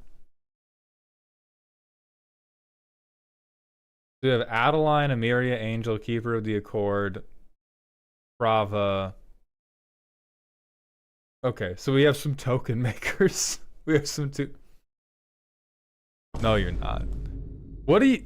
Your strategy was to make people forget about you. What do you mean? You're gonna play the most annoying card in the history of the... You will lose!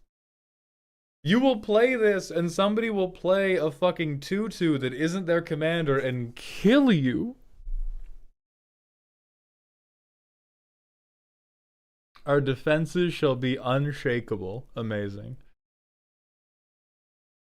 Our most virtuous lord, aka Liu Bei, is $38, so this'll have to do. Horrifying.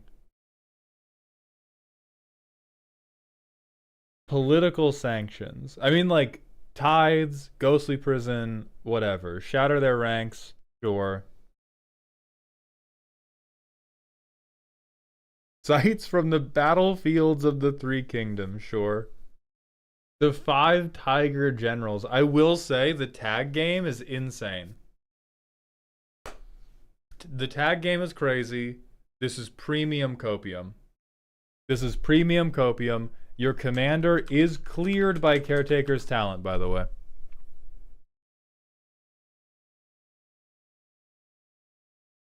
Your commander is dumpstered by Caretaker's talent. The Great Corruptor, also known as Why Isn't This in the Command Zone? Yeah, why? Hey, why?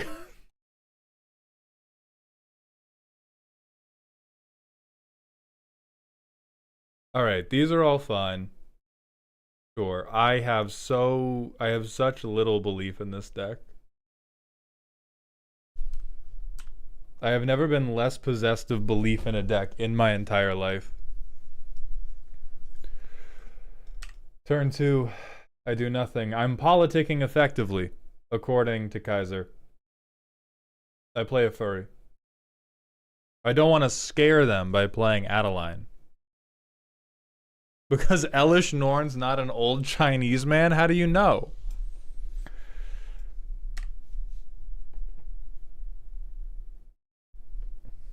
I play this, and then Keeper of the Accord.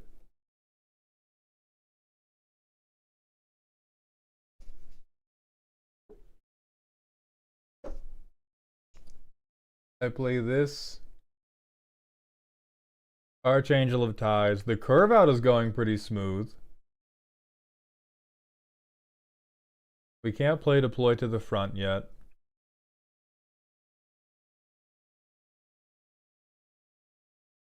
I think this is genuinely just the fucking make a token angle. It's turn 6, by the way. This Emoti deck has gotten you down to like 20 life at this point.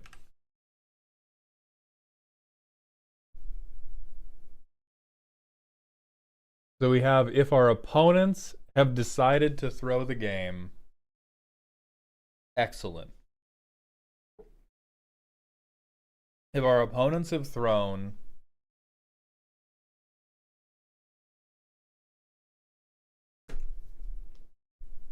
then we get to make a bunch of soldiers.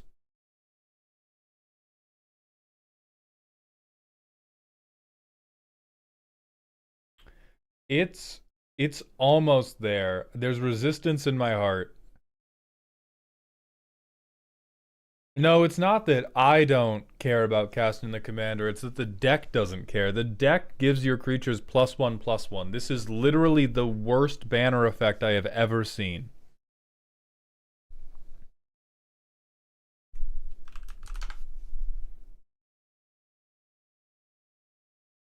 Heraldic Banner is better than this commander.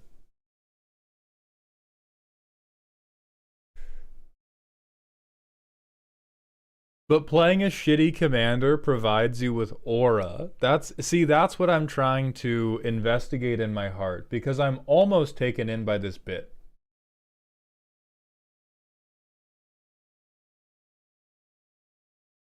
I think what fails to capture me with this deck is that if we get rid of Kongming, it is totally indistinguishable from a mono white token good stuff deck. And I think that's where it falls flat for me. Is I would like this to be I would like this to be like so much more full on bracket one idiot. Look at all these really bad unplayable cards. But like 2 weeks ago, what's her fucking name?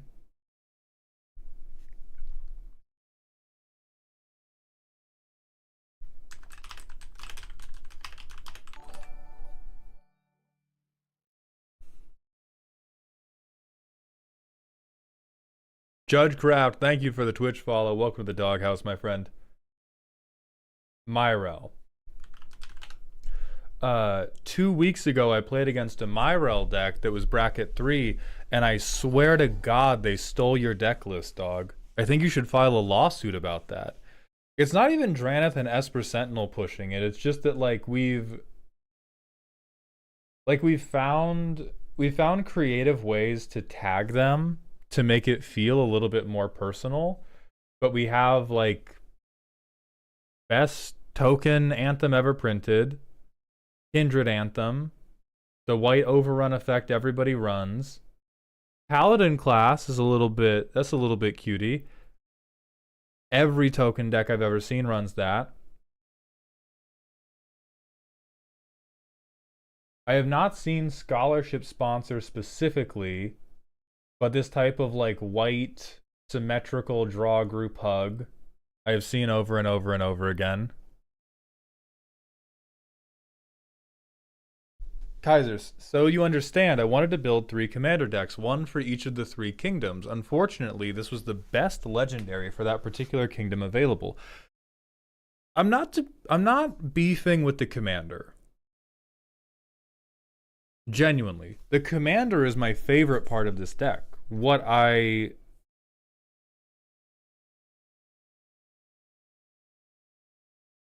dislike is that the flavor of the deck feels surface level.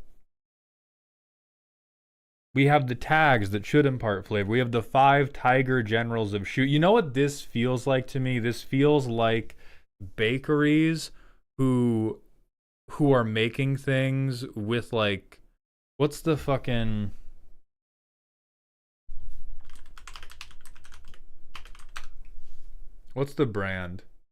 Betty Crocker. This feels like a bakery talking about their artisanal recipes when they're serving Betty Crocker. That's what falls flat for me. We have great tags. Tags are awesome. Primer's sick as fuck. The energy you're bringing is sick as fuck. The 99 is the singular most normal thing I have experienced in my life when everything else about the deck got me emotionally ready for a walk through dogshit kingdom.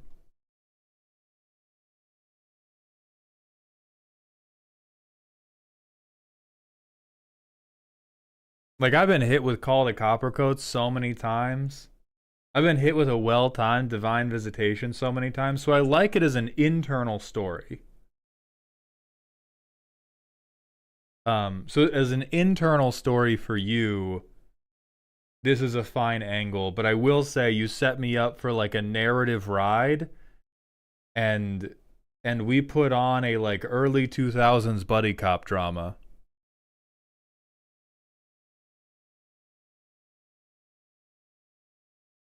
Would this deck be improved by making it Soldier Kindred for flavor? I don't think it would be, because that's what it is, basically. Like, I think it's one of those things where Kong, like the 3 Kingdoms itself, doesn't really have enough flavor because it's guys who fight.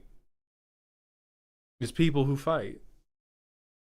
And that's all you really get. And so I'm caught between the appreciation of this deck has such a rich internal life,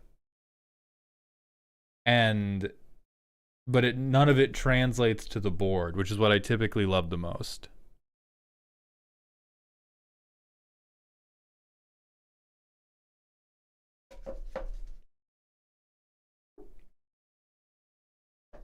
But I don't even know if a deck like that can exist. That's the other thing I'm grappling with, is like,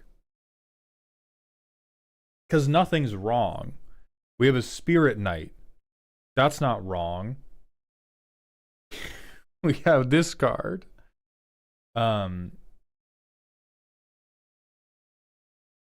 Like maybe if you made it really strict soldiers, it would feel more IRL like Three Kingdoms. Like maybe that's what's throwing me off, is like the Tiger Generals of Shu, Prava and Jazal make me laugh. Archangel of Ties, I'm like, oh, haha, yeah, that's a good card. Moonshako Cavalry, I'm like, yeah, alright, that's a good card.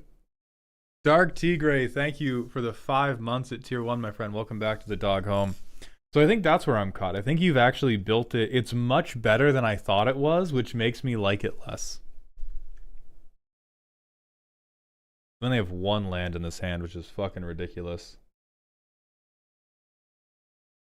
Alright, we turn to Dranav. War is hell. We miss lands. It's turn 4. What do? I add a line. Corporate would like you to find the difference between this board state and the average bracket 3 tokens deck board state. I blind obedience! The differences become harder to identify.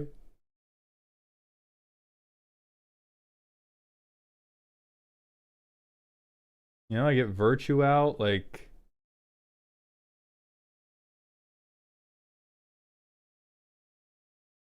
Alright, Myriad Landscape comes down. This is like a bad playtest. The deck is... I think the deck can curve out much better than Adeline on turn 7. The deck building philosophy was...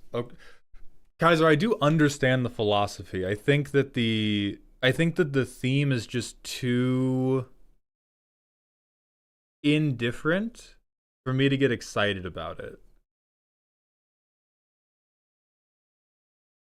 Like the bar is too low. It's like saying, I wanted to build an Aquaman deck, and so I picked anything that had aqua in the name, or had water in the art, or had a swimming thing in the art.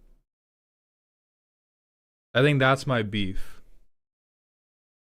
I think you built it well within the constraints, but I think the sandbox was too broad, and that may be a premise issue, and that's why I say I don't know if a deck like this could even exist in a satisfying way in the first place, because I think trying to base a deck off of the Three Kingdoms, unless you are a deep, deep history buff and probably make like 10 custom cards, it is always going to become, hey man, I got some tokens. Because, like, here, let me show you an example.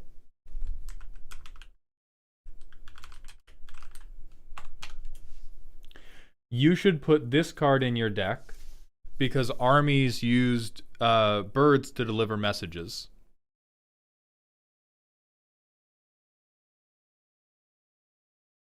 You should run this in your deck because it is the throne of the Three Kingdoms.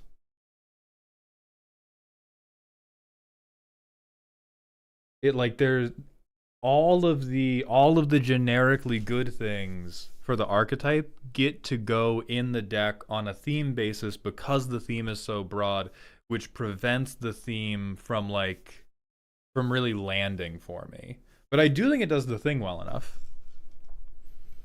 Your plan of Call to Coppercoats can't help, and if we want to help from a mechanical standpoint, I think the mechanical thing we need to help is... So the issue with the throne is it's outside my price range, otherwise it would be there. Oh, don't even get me started on budget, brother. I hate budget constraints. Budget constraints are the death of true creativity. The budget can, if you just can't play with proxies, no problem with it. But from a flavor constraint, I think you have a well-built deck that falls far short of the title It's Your Boy Kongming. That's my main beef with it, and I'm sorry to say I don't think there is a way you can fix it for this premise. I think this guy is just way too broad as a like historical figure or a mythological figure for you to get a compelling theme. Now, if you were doing this is my adaptation of the show, it's your boy Kongming, and Kongming is somehow helping Hatsune Miku win the game, then we have a Quips and Guac deck you can work on. But just like, here's Kongming, I want it to do the thing. We are always, always returning to the EDH Rec soup in that situation. So I think the things that would improve the deck bodily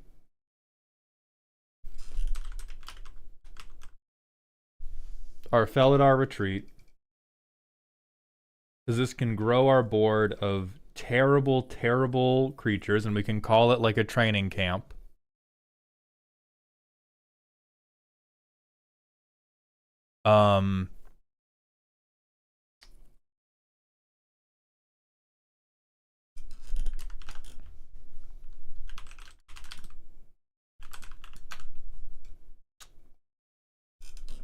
What would I...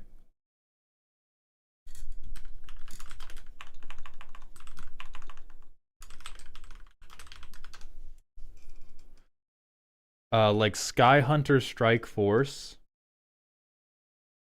This is a very war-based thing. Lieutenant is very war-based. Giving creatures melee will also help spread your damage explosively.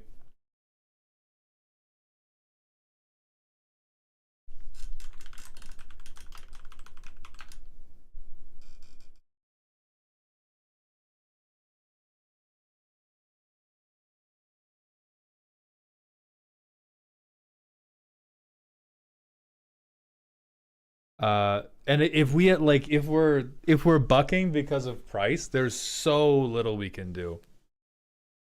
It's so antithetical to the way I build decks and the way I approach this game that that's where I start to become unsure specifically of how to help. Because if we're going, all right, it has to fit this arbitrary mechanical theme that I've chosen, and the company that provides this game has to have printed it enough times that it costs this little money. That's so far outside of our control that then we totally give up on the art of it. So my recommendation from an artistic standpoint is, if you want to do It's Your Boy Kongming, we have to make it somehow Kongming's idle management, and then we probably have to have a different commander in the command zone to solve the colors for that. But if you want the deck to be Kongming soldiers, then the hard truth is this guy doesn't fucking matter. This guy doesn't fucking matter, and every adjustment for the deck can be made by going to EDH Rec, going to Myrel, and picking whatever is cheap from here. Hey, look at that. Rent is due. That's like that's feudal. Feudal lords had to pay tithes.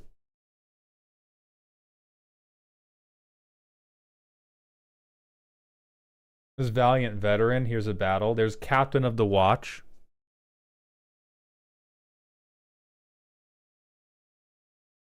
Kongming will never be more relevant. +1/+1 is too weak of an anthem for it to be the big difference maker. I'm open to the idea of Kongming manager. Okay, if we were going to make Kongming manager, I need to look at like art tags.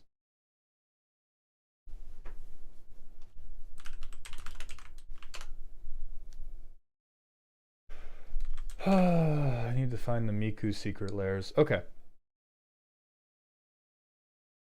So we have a 5-color one.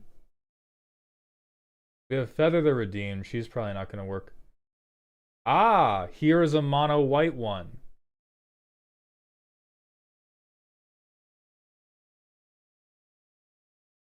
There's this one as well.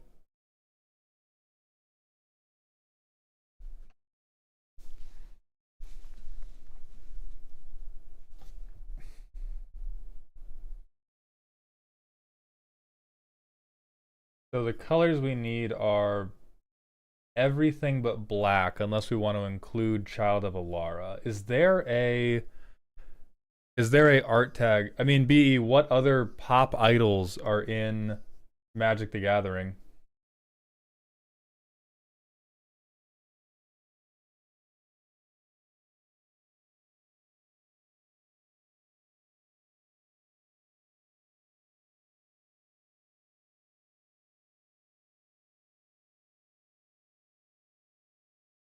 What the fuck is a Zettai Ryoki? Vocaloid, okay.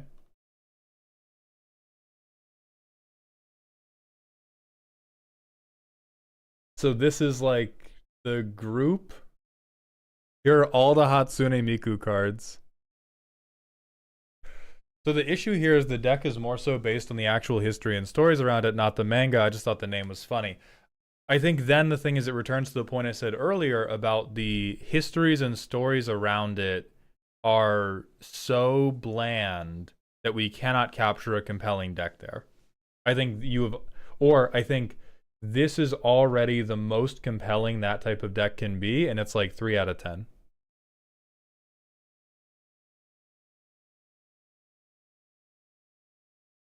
I think it's reasonably well built, but it sounds like all of the better cards you could have in it, you don't have in it because you don't want to spend the money on it and you don't want to proxy. So we're stuck there. And anything we could do deeper for flavor, the flavor of like Guy Who Goes to War is so broad that we can justify every card. Like every appropriate card for the archetype, we could find some way to justify it, and so we're stuck there. And so if you want it to be based on the stories and the actual histories, like, hey, great, I have an Odric for you.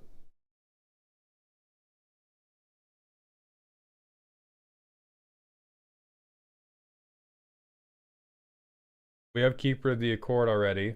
We have Kathos Crusade already.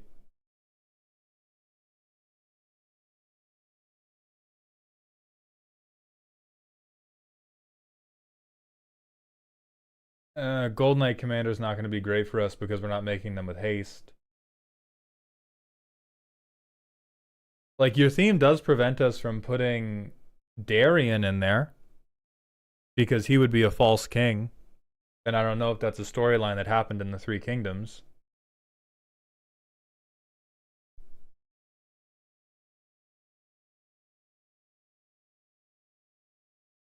But like, Archetype of Courage we could get in here.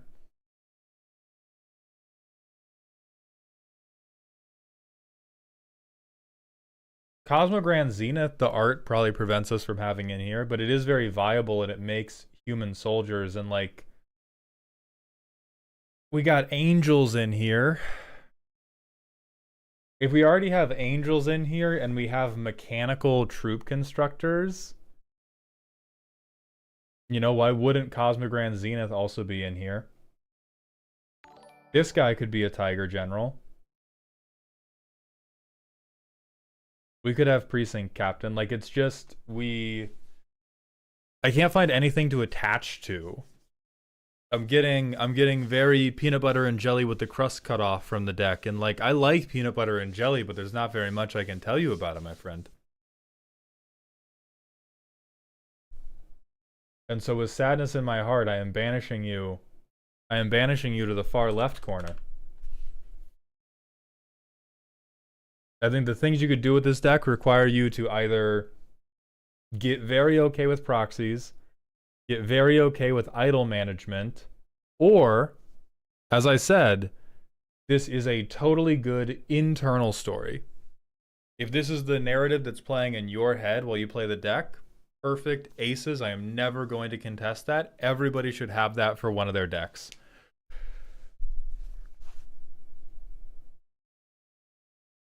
But I'm smelling Kraft, brother. I am smelling Kraft mac and cheese all the way down. What's a goat? Thank you very much for the Twitch follow. Welcome to the doghouse, my friend. If you show up with the hat and the fan, that would do it. Physical comedy, yeah, would help with this. If we showed up in Kongming cosplay,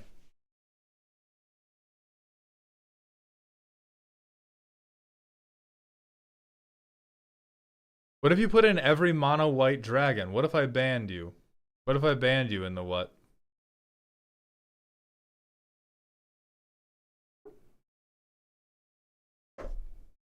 I'm glad to hear that, Kaiser. As long as your playgroup likes it, that's the ultimate.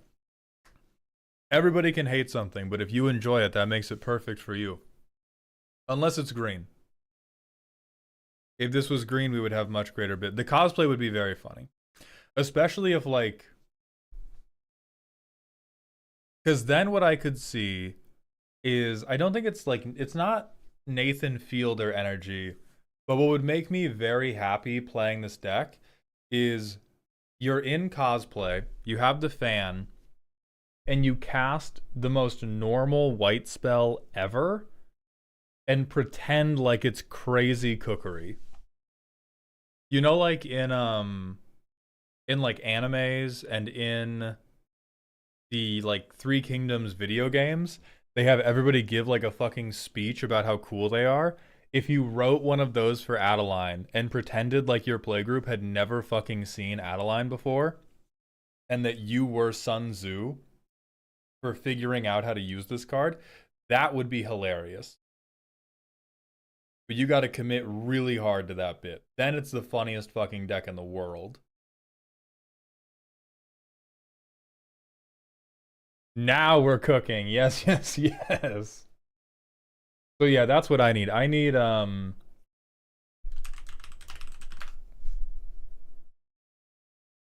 you on this guy energy.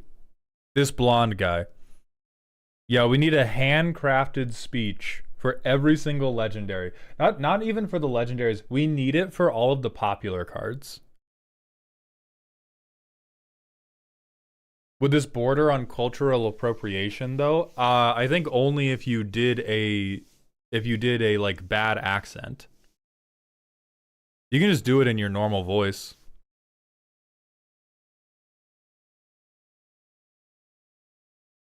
Yeah, it's not, you don't go appropriation, you go Yu-Gi-Oh. You just commit, you commit very hard to the bit of like, I am a brilliant warlord. Because the funny thing about Sun Tzu in The Art of War is he said a bunch of obvious shit because he was trying to teach idiot noblemen how to fight wars. So like a lot of The Art of War is like, hey dumbasses, horses eat food. Hey idiots, the high ground is pretty helpful. And then every like 50th thing is deep cut, brilliant strategy. But a lot of The Art of War is like this. It's like, did you know you need money? Did you know you need money to fight wars because you have to buy food for your soldiers? And so going deep cut into like, I am the smartest person ever.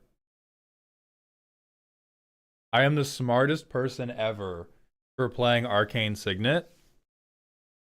Yeah, that's the angle. Then we move that way up. I fuck with that meme a lot. But mechanically, nothing to be done. We've talked through the mechanics. All there really is to do is improve your acting. So from here, that is going to be where we end the stream for today. We are going to find somebody to raid. Let's see who is live.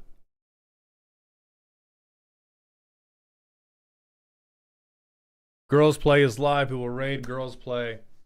The raid message is going to be, it's your boy Kong Ming. Thank you all for being here today. We will be live again. I'm not sure. If you're not in the Discord, join the Discord. It might be tomorrow. It might be Wednesday. It'll be one of those two, but I will let you know later today. Thank you all for being here. I love each and every one of you. I appreciate your support. I hope you enjoyed today's show, and please remember to stay toxic. YouTube and TikTok, that's just going to be it for us, but I will see you again later in the week.